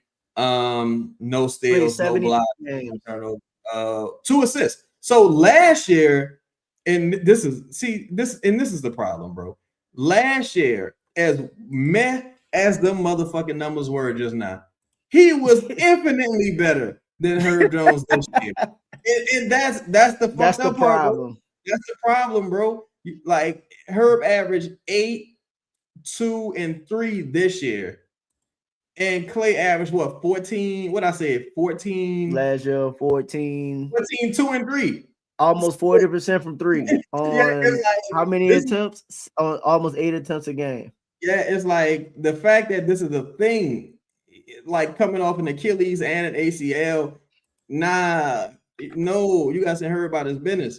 And like to me, I'm at the point where, shout out to my dog Ross, I'd probably take almost any pick back. Like if I could get off that contract, because to me, the contract is really going to become a problem as soon as that might be your deal right there. I like it personally. Depending on what Masai won't do over there, but they got a good bit of defensive players over there. I mean, Najee's about to expire. I don't know. They got some good questions. They got some good questions in this. PJ's extended though. PJ got a couple years left on. I like PJ Washington. PJ Washington is a hell of a rebounder, stretch the floor. Look, man. Listen, I don't know why they do it, but like I'm talking about Dallas. I don't really know why they do it, but they could just sit and let Clay expire also. But maybe hypothetically, maybe they're not looking at themselves as a free agent destination right now, and maybe you looking at maybe I could. People go to Dallas. People do go to Dallas, but like depending, you got pick 9 right now. Say they take whoever. I don't know. Kyrie got how much time left? What, a year left? I don't think Kyrie's getting. If I'm not mistaken. I don't think Kyrie's getting extended. You don't think so? Nah. I don't know. I say that because Cooper's so good already, and you got so many pieces that are tradable, and you got all your own picks. They could, if someone really good was available. So Kyrie got 2 years left, this year and next. So at 36, 26, 27, and he got a player option, so he's taking that money. Yeah. So I don't know. And Dallas, no taxes. Masai's there. I think in Masai, he a big game hunter. When they got Brandon, when they got they're not taking no Herb Jones, even for Clay, dog.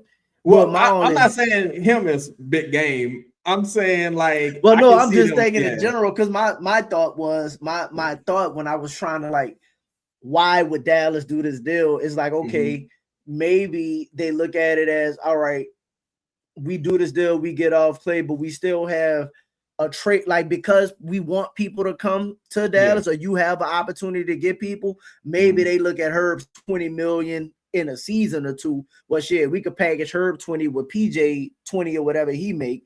And maybe we can go get somebody, as opposed to letting the money expire for Clay. And now, you know what I mean? It's just a little different because, again, ain't nobody really in free agency these days. Maybe a team like Dallas thinks, all right, we're not really trying to compete this year. We could take on that contract and then have it as a tradable piece. But we're not, like, the asset don't really make no difference because we ain't giving up no picks for Clay.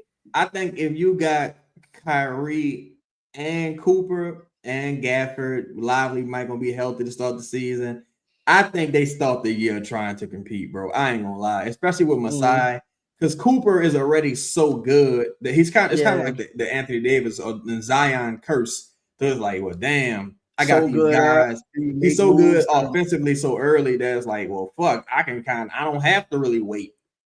Because you know, I can go all in, and then once I trade some of these guys, I'm gonna at least get a couple first for maybe one for PJ, maybe one for Gafford. I think they start that year trying to compete, dog. I ain't gonna lie, and I think Clay.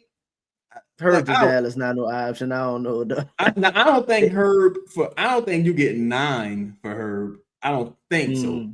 I don't think so because Masai, his most recent moves, he ain't been the brightest bulb.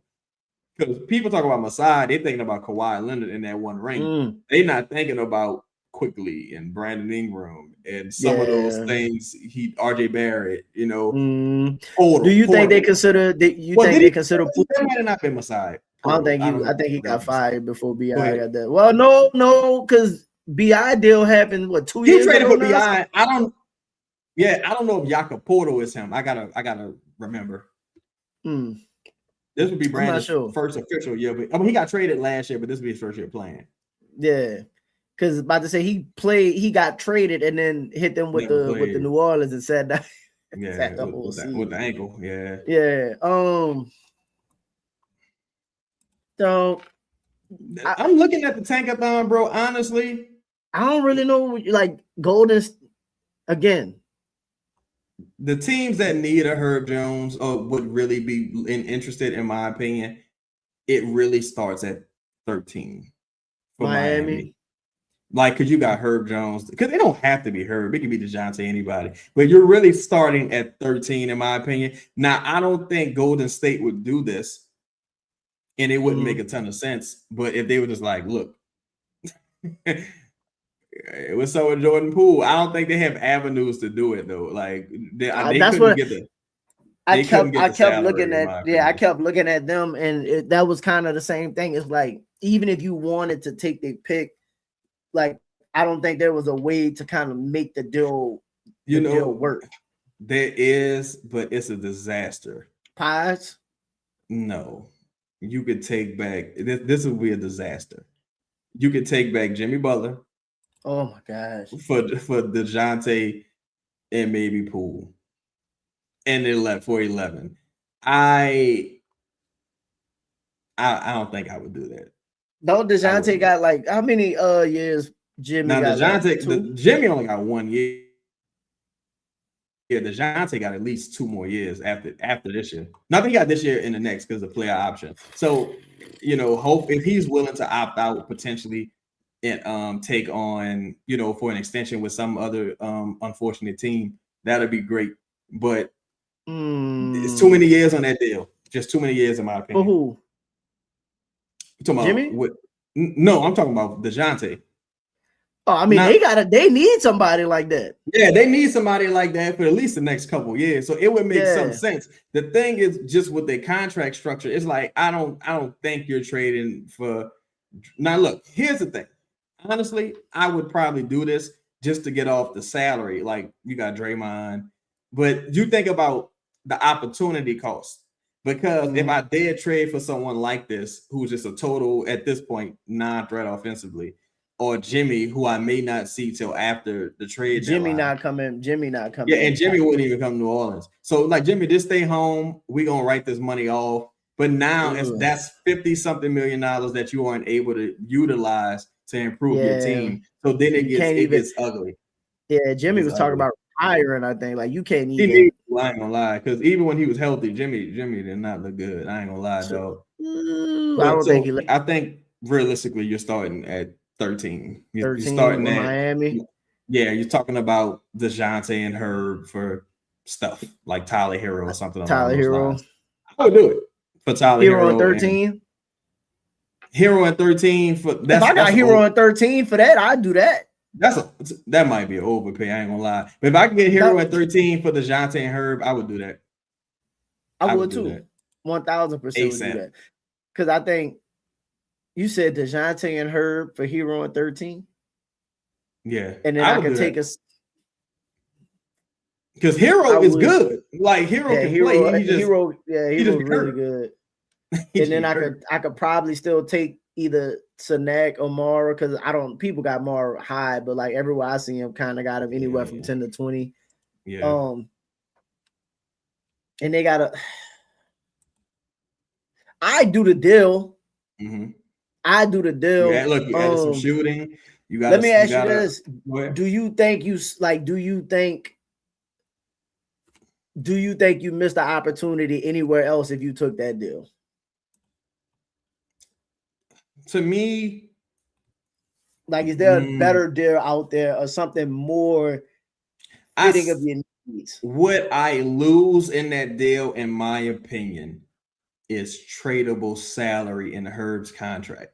Now, I still got the option to pick up Looney. I still got Hawkins's contract. But what I lose is mid-level tradable salary in that potential deal, right? So in the event that I did go get Hero, now Ja's officially off the table, right? Now I need a center, and I got $30 million expiry, and in Poole, I got Hawkins, off the table. 34. No, Sabonis is not off the table. He ain't off the table at all. And that's the thing. Like, you still got you still got Poole and Hawkins. You still got Poole and Hawkins, and that's about $42 million. And if I trade DeJounte and Herb, I created some space so I could bring back a Sabonis. But this is it ain't a soft team, but this ain't the most physical team with Sabonis, Hero. Now I got Fierce at the point, Zion at the 3, maybe Trey at the 4. I don't know if I like the makeup of that team. That's a hell of an offensive team. But if you did, so you said Herb and DeJounte for Hero and 13. I have heard that they working on. I'm sorry, hold on, my bad. Hold on. I have heard that they working towards getting some of these renovations and trying to just make the city a more attractive place to be, man. Of course, violent crime is going down everywhere. Sometimes you can't tell it when you're living in the situation, but I have heard they're working very diligently to try to make this happen. Say that again. You say, if they get Hero, do I still think Ja is a? You said it's not. Sense. Why not? It just wouldn't make no sense because, like, I got Hero. Tyler Hero's going to start. Ja is going to start. That's a very. I mean. If you took a 5, if you ain't got a true 5, or you found out a way to get you a 5, I would need. Then your lineup is like Ja, Hero, Trey, Z, said 5. You could do it, like in theory, like just in theory. Looney's gone. Okay. Yes. Poole at 34 million plus Hawkins at 7. You have 42 million. You bring in Ja. Yeah, because now, really, if I do something, look, you'd have to give up a pick to get Ja. That's what I'm about to say. If you get Poole, if you send in Poole and Hawkins, you got to send that pick you just got from Miami. You got to send 13. And look, I don't think I would say no if those are the players that I'm giving up, because like I could turn. Yeah. So let's look at that team for a second. If you did Ja, Messi would be your starting center in that scenario. Not necessarily, because you still got some free agency money.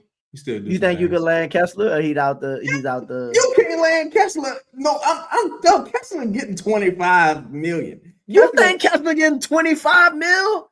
Yeah, Kessler gonna get 20 plus million. I don't think Kessler getting 20 plus million. I think so, because I think Kessler is gonna be a more higher rated prospect than Peyton Watson this offseason. Did he tear his ACL? Nah, he got a shoulder issue. Oh no. No, we're gonna have to go. If it was like, I'm talking about like today, if it's like, do you Chaz, you want Kessler or Peyton Watson? I'm going with Kessler like 10 times out of 10. Bro, you really think Kessler getting 25 mil, 100, like 4 for 100? I think he getting over 20, and I think it jumps to ultimately that Kessler gonna get paid. What was the last free agent? No, Kessler's 7'2". He's a double monster. Like that dude will get some money from any team. I don't think he finished the season yet. If I'm not mistaken, like because they've been tanking. Like now this year, Mhm. he really was hurt. But like let's say for the Lakers, for example, who got some Mhm. money available. The only way a team is gonna be like, I don't know, Walker, is because that like if the Jazz say, all right, well, we're gonna top your money for the next 3 days Mhm. and restricted free agency. Kessler, Yeah. Kessler, and he like 24 years old. Like, dude, somebody gonna pay that dude, bro. Somebody gonna pay that dude, bro. Listen, I like Kessler. Don't get me wrong, I like Kessler a lot, but I think we overrating Kessler a little bit. But see, that's the thing. It really ain't about who he is. It's about what the market dictates. What was the last sentence that signed for big money in the offseason? That was like highly rated guys. Well, I'm just saying, like Hartenstein, over the Hartenstein, and he's at least as good as Hartenstein. What did Hartenstein got? 3 for 87, something like that. Let me see. I know he got. He's at like 28 mil. Yeah, so he probably get at least that. Well, no, he ain't gonna get that. But he's not gonna get that. I can't imagine. Yeah, he's not gonna get that. But he gonna get his first. Hartenstein's first year, his cap hit was 30 million. So let me ask you this again, with that being the scenario, and again, Utah can match whatever. Like, so at the end of the day, it don't matter what you offer him, Utah can match whatever. But would you target a player like Kessler if we talking about like, if possible? So I'm saying the only downside is that the free agency is after the draft. There's one component that's missing. The Pelicans could, in theory, become a tax team, but you don't really have enough room to do some of these things because like it just gets really sticky. Then you hard cap yourself if you try to do a sign and trade. Who's your number one target? Free agency wise? This it just in players and like who is the one player that you absolutely like are trying to get first above anybody else for this team? If it's a trade or free agency, it probably would have to be Khalil Ware. Because I think he's the most possible. I don't think Kessler's like a real possibility. Now, if the Pelicans were like the Brooklyn Nets and had a bunch of money, then maybe. But it would have to be Walker Kessler. And I say that because even with Peyton Watson, it's like in theory, Peyton Watson in trade would be nice, but I'm like, I got Peyton Watson at home and trade. And so I'm like, I don't necessarily need that guy. It would be nice, but I don't need that guy. I desperately need a real starting caliber center. Yeah. And the reason why Ware is such a premium is because he's on a rookie scale deal. The minute Kessler signs that contract, in my opinion, he's gonna become less valuable unless he outplays it.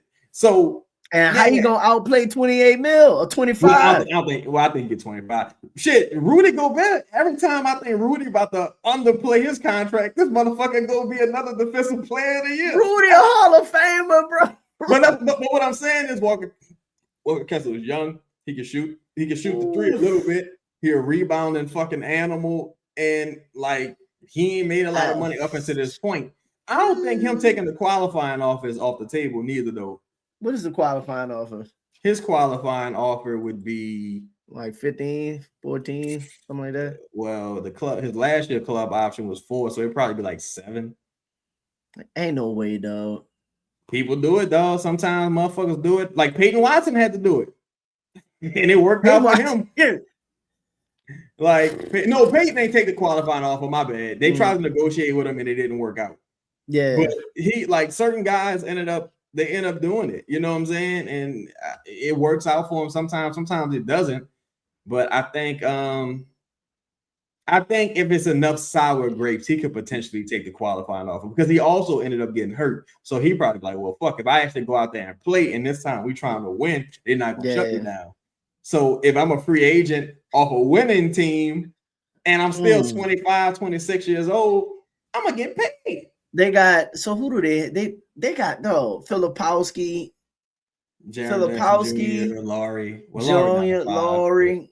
I mean, man, you about to have a top 2 pick. They're gonna have to consolidate. And you got Ace. You think they about to try and pay Walker 20 plus? If they want to win, they would. because I like Jaren Jackson Jr., but Jaren Jackson Jr. is a 4.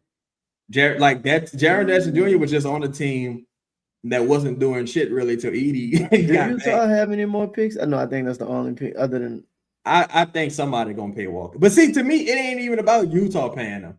It's about somebody paying them. Because the Lakers, if they smart, they would pay him. So he ain't coming here regardless. Let me ask you this question. Would you also, before you went into off-season asset acquisition mode, would you take the chance of going into the season making minimal moves, having your set, like example, instead of moving Poole in the off-season, right? Because I think if you get in a job, something like that, all right, cool. But would you wait until the season when players like Kessler sign, and then you like wait that time, and then they become available during the season? Would you even take it?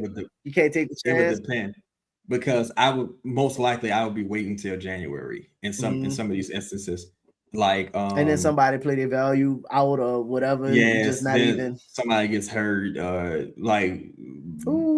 then like if I'm the Jazz, it's like, why I need expiring salary? Like, for certain teams, it's like that wouldn't really do me any good, because here's the thing: the Pelicans have to their advantage.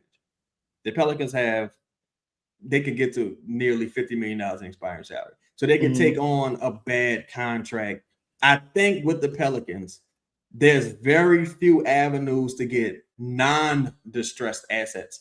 I think you're firmly focusing on distressed assets that you can refurbish, i.e. Jordan Poole for CJ. I think you're looking at the Sabonis's, you're looking at the Ja Morants, you're looking at the Liveleys. I think Ware is not a distressed asset, and he's like one of the better case scenarios. But I think you're generally looking at what car got a dent on this motherfucker. My partner on a chop shop, I can make something happen. Right. So in the way we essentially where we are, right, as far as the Pelicans this particular offseason, essentially, because I know we're in we're in distressed asset mode. Like that's kind of like your landscape right now, right?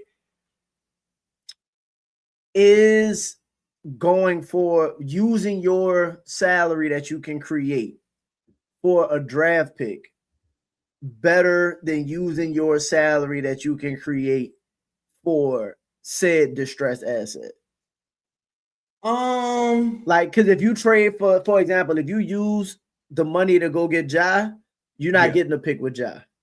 No, you get what I'm saying? If you using the money to go get Sabonis, you're not getting a pick with Sabonis. No. So like, what do you value? Like, do you value the higher level distressed long-term asset, or are you taking like Herb for Clay is kind of like the most to me that's kind of unrelated. Yes. I think it's unrelated because like to me Herb in the moment isn't a distressed asset, right? You can add him to make a deal, quote unquote, sexier and take back a distressed asset with more salary. But I think generally speaking, shout out to you, Hudeko. I think generally speaking, you can trade Herb for a pick and still got $42 million with just Jordan Poole, right, and Hawkins. If what you asking me, like, would that expiring salary be better utilized to get a pick, or would it be better utilized to get a player? Because I don't think there's no scenario the way you're using that. Only way I think you're getting a pick with that expiring salary is if you trade for Christian Bond or a contract like that. Okay, I get what you're saying. You saying no matter what scenario, the players that are salary are not netting you a pick, except for maybe Herb. Not any player. I'm gonna just say the DeJounte, Poole, and Hawkins. I strongly doubt that you getting a pick for any of them. The DeJounte may be a possible if it's a super duper late first. But so you don't. I mean, you just said Miami might do it. No, I think they could do it for him and Herb. Oh, okay. I get what you're saying. I get what you're saying. Not a 1-for-1 deal. Gotcha. For him, that's what I meant by like if you want to add Herb, you can make it because at this point, like make it more appealing to them to say, okay, we'll do that. At this point, Tyler Hero is probably a distressed asset at this point. Yeah. Okay. Motherfucker barely plays. No, it's gonna be rough. I think they have a lot of avenues. Yeah, I think it's gonna be rough to decide. Not necessarily for them, but more so for the other people. Because if Miami call you with that deal, but then Denver call you with their deal, it's kind of like, do I rather just take Cam Johnson in your later pick, or am I looking to just get off of, you get what I'm saying? Like, do I rather take how many years do Hero got left? 2. I think he got 1 in the option. Or maybe this one, I think it's 2. If my options were Tyler Hero and pick 13 for Herb and DeJounte, or Cam Johnson for just Herb in a pick, I would probably take Cam because Cam plays firstly. And I still can move DeJounte. I still got like a bunch of salary that I can send out and do something. Now, pick 13 makes it extremely appealing. That's what I'm saying. I would have to know that my guy is there. Yeah, and that's why like when I was trying to come up with scenarios, I'm like, let's say you talking about pick 13, you gotta have a bunch of people at 13. Like if this deal is made before draft day, right? Yeah. Like because a lot of picks happen before draft day even come. You gotta know a bunch of who you want is gonna be there. Yeah, your guy probably has to be there. Like, has to be there. I think if it's me and my guy is someone who maybe is coveted as Mara, for example, I can't do that deal. I gotta be at pick 12. And I can't. Yeah, but like you don't even know because you think he gonna be there, and then he gone, and now you somebody who is fucking.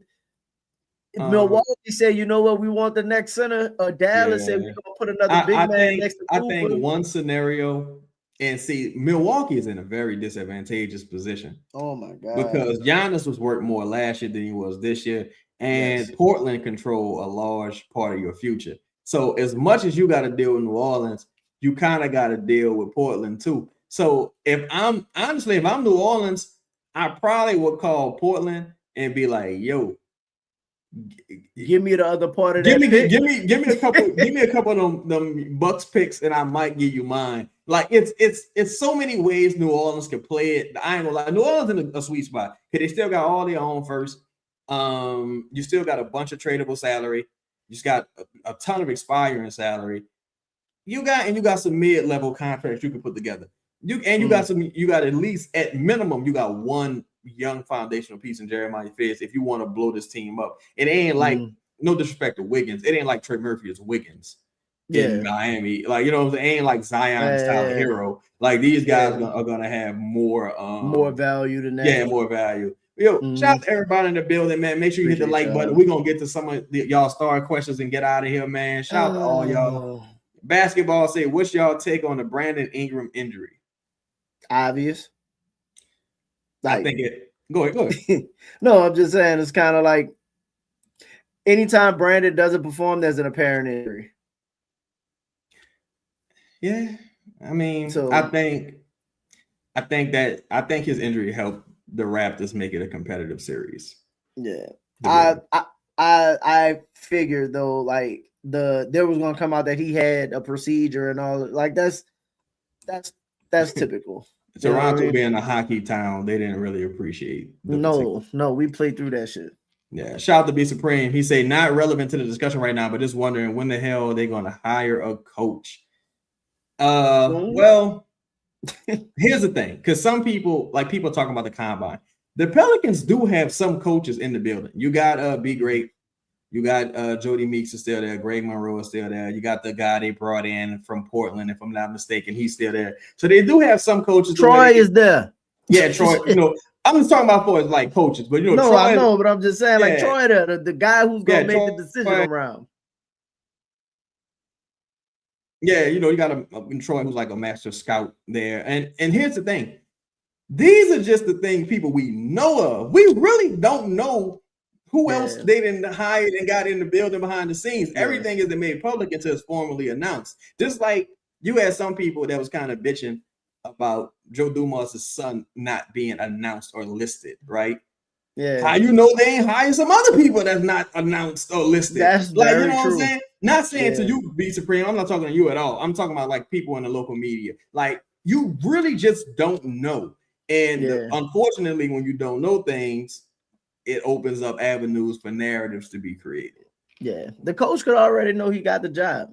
Say JB Bickerstaff might be available at tonight. They just extended him. Squalo. He survived that first round. He survived his partner, and they gave him the money. They gave him the bread. Right? Ain't it? Your partner. Say, bro, Trajan, maybe jumping the gun. They got some boy. He got a tough decision to make because they JB Bickerstaff deserve his money though. Yeah, JB does. They don't got a ton of tradable salary neither, so it's gonna be tough for them. But shout out to Anthony. Say, what are your guys' thoughts on give us Herb Jones and we give you Tyler Hero in 13? Hey, the water off sounds nice. Take us there. Yeah, do that. Absolutely. Yeah, it's perfect. Or make it a double. The Dakari, what's happening with your homie? Say, what about Josh Giddey from the Bulls? Is he worth targeting in a trade? Josh Giddey, go ahead. No. I know that's your guy. Bro, I like Josh. Guy. No, not your guy, but I'm saying like I know you talk about Josh Giddey. And Josh Giddey has improved since his time in OKC, in my opinion. I think he's a significantly better player than what he was then, became a better shooter. I don't know if the numbers necessarily bet it out, but the numbers back it up as well, bro. Yeah, when I watch them play, Josh Giddey's a very effective player. I don't know how some people will feel about swapping Josh Giddey for DeJounte. I think I'm just saying, some people like DeJounte. Oh, I mean, some people. Never mind. I was about to say something crazy, but anyway, look, Josh Giddey averaged 17, 9, and 8 last year. God damn, that was a hell of a fucking. Before that, he averaged 14, 8, and 6. Man, that dude cold. Played in 54 games. Of course, we know the Bulls ended up tanking. Shot 36% from behind the arc, 37% the year before that. Shot 36% on 5 attempts. Josh Giddey got to the line 4 times. Again, not a great defender, not a very stout person, but if hypothetically speaking, that you can run an offense. You can run an offense, and that's somebody you can put next to Jeremiah Fairs, and you're not worried about. Yeah, got some size, and you're not worried about Jeremiah Fairs handling all of the ball distribution duties. Yes. The Dakari said, with a better coach, do you think the Pelicans make the play-in or playoffs? I do. Yes, I do. This a good one. Yo, can I start to text you about this last night, bro? I started to hit you up about this, son. I'm doing that. DeJounte for Jalen Green is doing it. Yeah. Fucking right. People don't like Jalen Green. I like Jalen Green. I like, I'm gonna tell you why. I like that he's young. Okay. I like that athleticism. A lot of people talk about the shooting, but I think this team needs, you know how I be talking about the fucking button? Yeah. I think this like Jalen Green before he left Houston, and you could see him somewhat like Booker was kind of coming back to earth a little bit. Jalen Green was taking a little ownership of the offense, him and Dylan Brooks, when he came back healthy. Now, if you're removing the health aspect of it and we talking about just a 1-for-1 for DeJounte, fucking right. I think pistol to my head, I'm doing it. But man, Jalen Green had a disastrous season last year. And that's like, and look, he only got 2 years left next year, and he got a player option for 36 that he'll most certainly be picking up. But fuck, that's the same. You're in the same boat as DeJounte, and at least you got somebody. What was Jalen Green numbers? Like, what was Jalen? I know he missed a bunch of time. And didn't shoot well from the But I know when he started coming back again, man. Remember, he went for what was the 50 in the playing game, and then I think the first playing game he had 30 something too as he started kind of rounding back in the form. And then if you remember when Sengun, go back to when he was in Houston when Sengun, the problem was they couldn't decide between him and Sengun. When Sengun was out and he was given the keys, I'm not saying he would get the keys here, but when Sengun was out, he was given the keys. He looked like a significantly better player during that stretch. And then when Sengun came back, it was like, I ain't gonna lie, boy. I think they saved their call because Jalen would have fucked that call up like Street Fighter. Because Jalen last year, now he's never been a wildly efficient scorer. He's a volume guy. To me, Jalen really like a 6-man. To me, he's a volume guy. He averaged 17, 2 and 3, 2 trips to the line. He only played 32 games. But what did he do the year before that? The Houston year. In 82 games, he averaged 21, 4 and 3. Shooting was still really bad. It was better, of course. 42% from the field, 35% from the beyond the arc on 8 attempts. That was his 3rd season, though, wasn't it? 4th. Last year was his 4th year? Last year was his 5th year. No, well, not the season. Just the 24-25 was his 4th year. Okay. Yeah, he's just an incredibly inefficient scorer. But here's the thing. You hope a guy like that can kind of make like a Zach LaVine type trajectory. Trajectory, or even like similar to what Noah was able to do, right system, giving a little bit of free reign with the second unit, or even if he is starting, like, look, this is not your team, and there isn't a path for this to be your team, bro. If look, how much he made? 36. 36. So it's more. If it was like DeJounte and Hawkins for Green, I'm probably doing it, no question. Because look, they had some people last year, bro. And again, people make emotion. People are too emotional. People are like, you should cut Zion, either cut Zion or trade Zion for Jalen Green. Is you smoking dope? The fuck is you talking about, Jalen? Man, Jalen Green not better than Trey. So no, I'm not. And again, I'm not making the argument that Jalen Green better than Trey. I'm just saying I think we need. If I just look at. We had so many players that wasn't even on the court. Like that's why when we talk about Shade, we talk about Shade not playing for Portland, but look what Portland looked like. Like Shade might be a guy. Yeah, but shit, his 20-something, like for all Shade deficiencies, Hawkins like was unplayable. You know what I mean? Like her to a degree is unfucking playable. Like I don't want to be the type to like. To me, I don't really got no hesitancy in trading for Jalen Green. I just don't think, unless something miraculous happen, I just don't think the upside is there. To me, it would be like trading for Jordan Poole. To where it's like, all right, he's a distressed asset. Houston needs a point guard. You can add some of that toughness that you got with Dylan Brooks. But if you're the Pelicans, Jalen don't miss a lot of games. He got some hamstring issues, but maybe you get him with Zion's trainer. They work that out. And the young guys still. You don't think Jalen got no upside? I think he got some upside just based on his age, but and athleticism and just. That's the thing. You could be fucking Desmond Mason, Quincy Acey. You could be a monster. You be Jackson Hayes. Yeah. Jackson Hayes is probably the best athlete in the NBA. This dude, for as athletic as he is, you would think his 2-point percentage would be like through the roof because you like he can get to the rim at will. Bunch of don't be so weak. He never gets stronger. He 47% at the rim, 49%, 48%, 50% last year in a limited number. He's just a volume guy. Like to me, he told Colin Sexton.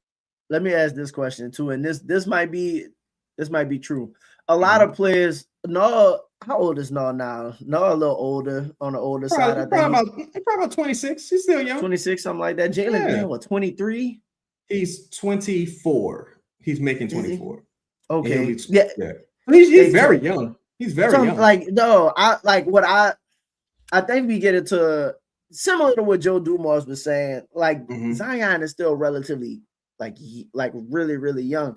Do we think because these players come into the league so early that they won't, like, if you don't peak around, because if you come into the league 18, 19, you already own your second contract by the time you 23, 24 years old. You're not probably at your physical prime. You probably haven't even really learned the game. You're not even really maturing. Like, do we want to lock people in that box per se and not take the chance? Nah, I mean, if it's me, I think if you the Pelicans, you always take the chance, a shot at upside, right? I think he could have some upside, but we can only judge him based on history. And like historically, goddamn, historically in his rookie year, it's the highest field goal percentage he's ever shot at 42%. Generally, he's just a 42% field goal percentage guy. He's just an inefficient guy. I think I'm gonna look through the numbers and see if we can find a player that's like, I don't want to say wearing great, but just kind of like. And here's where the issue becomes. It becomes a bit of an issue. Not getting him because he only got 2 years left, but he's already on his second contract. So it's like, well, damn, you look exactly like rookie contract. You on your second contract and you making big money. At least with no. And you was what, a number 2 pick? At least with no, like 15 now. He signed for 15. Houston might suck at drafting. They just might. That might be a thing, honestly, to be honest. Because now one can say maybe it's their system because Jabari never really made it. Reed ain't really making it. And Jalen still got some questions. That's why you shouldn't draft all these young people at the same time, to be honest. But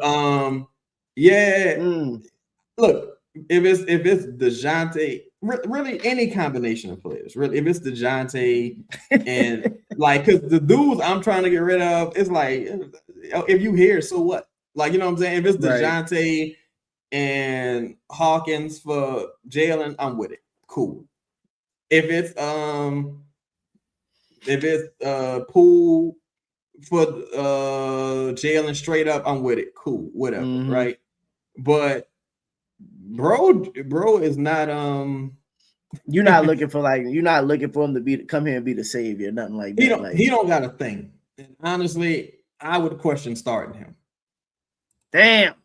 Because again, bro, he's a vibe. Like, I question starting Saddiq Bey to a degree, and I like Saddiq Bey a lot, but he's not a wildly efficient player, and they're volume guys. So I'm like, I need my best players getting the majority of their shot diet here. So I need some more off-ball guys. I need some guys that don't need their ball in the hands in the post, or Jalen is more of an on-ball guy who tries to create for himself.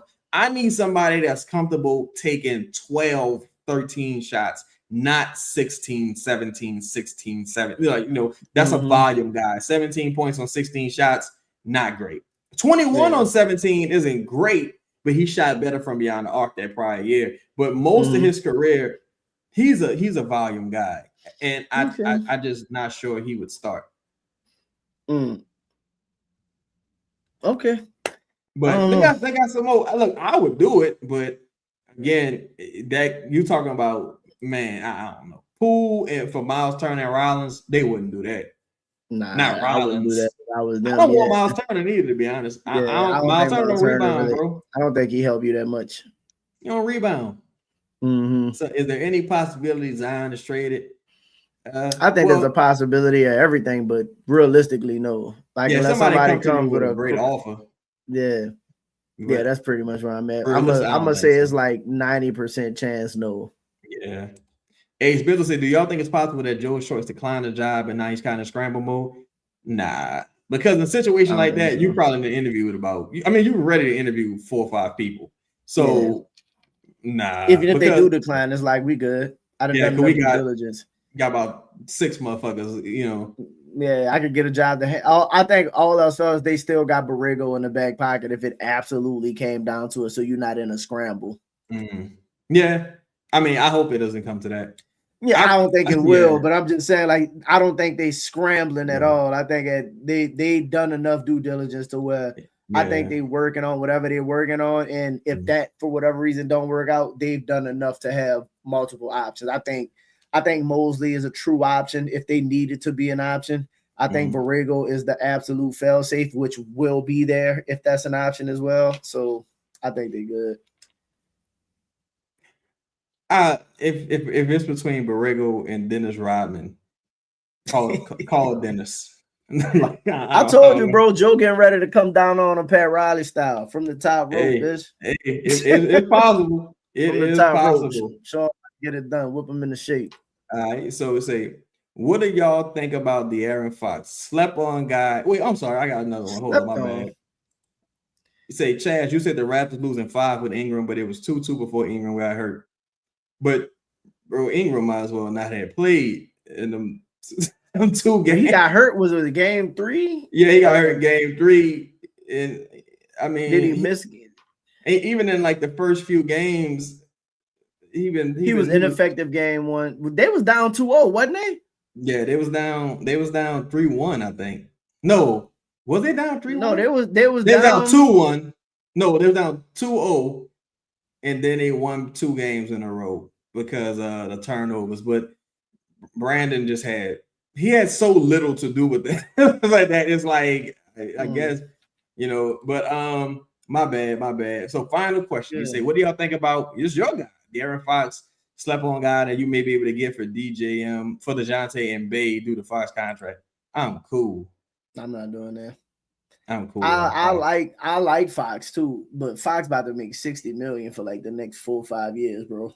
I'm not doing it. They gonna have to move Fox eventually, bro. But they offer is already like Harper already kind of cold. That shit nah. You know what they could do? I don't know if Boston would do this. Ooh, would you trade Harper for Jaylen Brown? I think you got to consider it. Would I trade Harper for Jaylen Brown? Yeah. I think you got to like Harper and who? Because how they get the Harper salary? Just say Harper and Vassell and some picks. They got to get the 50 mil. Harper's making like 12. So Harper, Vassell making like 20 something. So that's 30 something. And let's just say they just accumulate the salary. Keldon Johnson, maybe something along those lines. Harper, Vassell, and hypothetically Keldon Johnson for Jaylen. No. You wouldn't do it? Fuck no. Jaylen Brown. I'm thinking about it. I mean, I might think about it, but I don't. Jaylen Brown is really good, though. And see, the thing with Harper is looking like he's going to be really good. But see, what complicates it is, I don't know how long I got Wemby. But with my timeline, and then what we do with Tatum. I can't see Wemby playing no 15 years. Like, so, and I'm asking myself, I got Fox. I'm married to Fox's contract. It's not too many people going to be willing to take that contract. Ooh, you know who would take it if you're giving them picks? Who that? Chicago. I don't know if they would. They said in asset management. He ain't got no reason not to. The Spurs I don't think they at the point where they gotta attach. No, they ain't gotta do nothing. Because somebody would take it, right? I don't think they at that point they gotta attach picks. Like I think Golden State would take Fox right now for Jimmy Butler's contract, of course, right? Absolutely. But I think it's gonna be tough to find, like, because if Fox is cold, he is cold, but it's starting to look like, all right, are you a 1, 2, or 3? Because I think 1 might be out of the question. So are you a 2? Is Wemby a 1? Who's a 3? Wemby's the 1. Wemby's he's the 1. Yeah. Is he a? He's gonna be the 1, regardless of whatever they got going on. Like he's gonna be the 1. You building around Wemby no matter what. Yeah, no matter what the situation is. And so the thing is, and Dylan fits. And Dylan and Castle look. They fit the timeline perfectly. Yes. So, they don't have no reason. Like you gotta do something with fucking You heard for Devin Vassell. Boy, Herb would be out of here. I think the Spurs would like her, but I don't think they'd trade Devin. I think I would trade her for Champagne and a pick. Boy, listen, Devin Vassell. He had a bad year last year though, but this year I think he was hurt, like coming back off injury last year, if I'm not mistaken. Boy, you seen Devin Vassell shooting that bitch in Garden? Yeah. Okay. And his defense has been incredible. But like you Yeah. said earlier, when you got Wemby back there and Cornette back there, you could press the issue. All right. Shout out to everybody in the building, man. Long show, but we appreciate all y'all, man. Dog. Make sure you hit the like button, hit that bell notification. You understand me? Al, tell the people they can find you at, brother. Again, man, just say Davis on X. You heard me? Oh, y'all can catch me at the Pels in the Blender on YouTube. Make sure y'all like and subscribe. Link in the chat, link in the description, man. Make sure y'all go ahead and hit the subscribe button. Make sure you hit the subscribe button. The link is in the description. Y'all find me on everything, chedda-chaz, Instagram, Twitter. Again, make sure you share the video after you watch it, man. Hopefully we get the coaching announcement soon, man. Have some news for y'all. But we out. Be cool. Be safe. Peace. Vassell is Trey Light.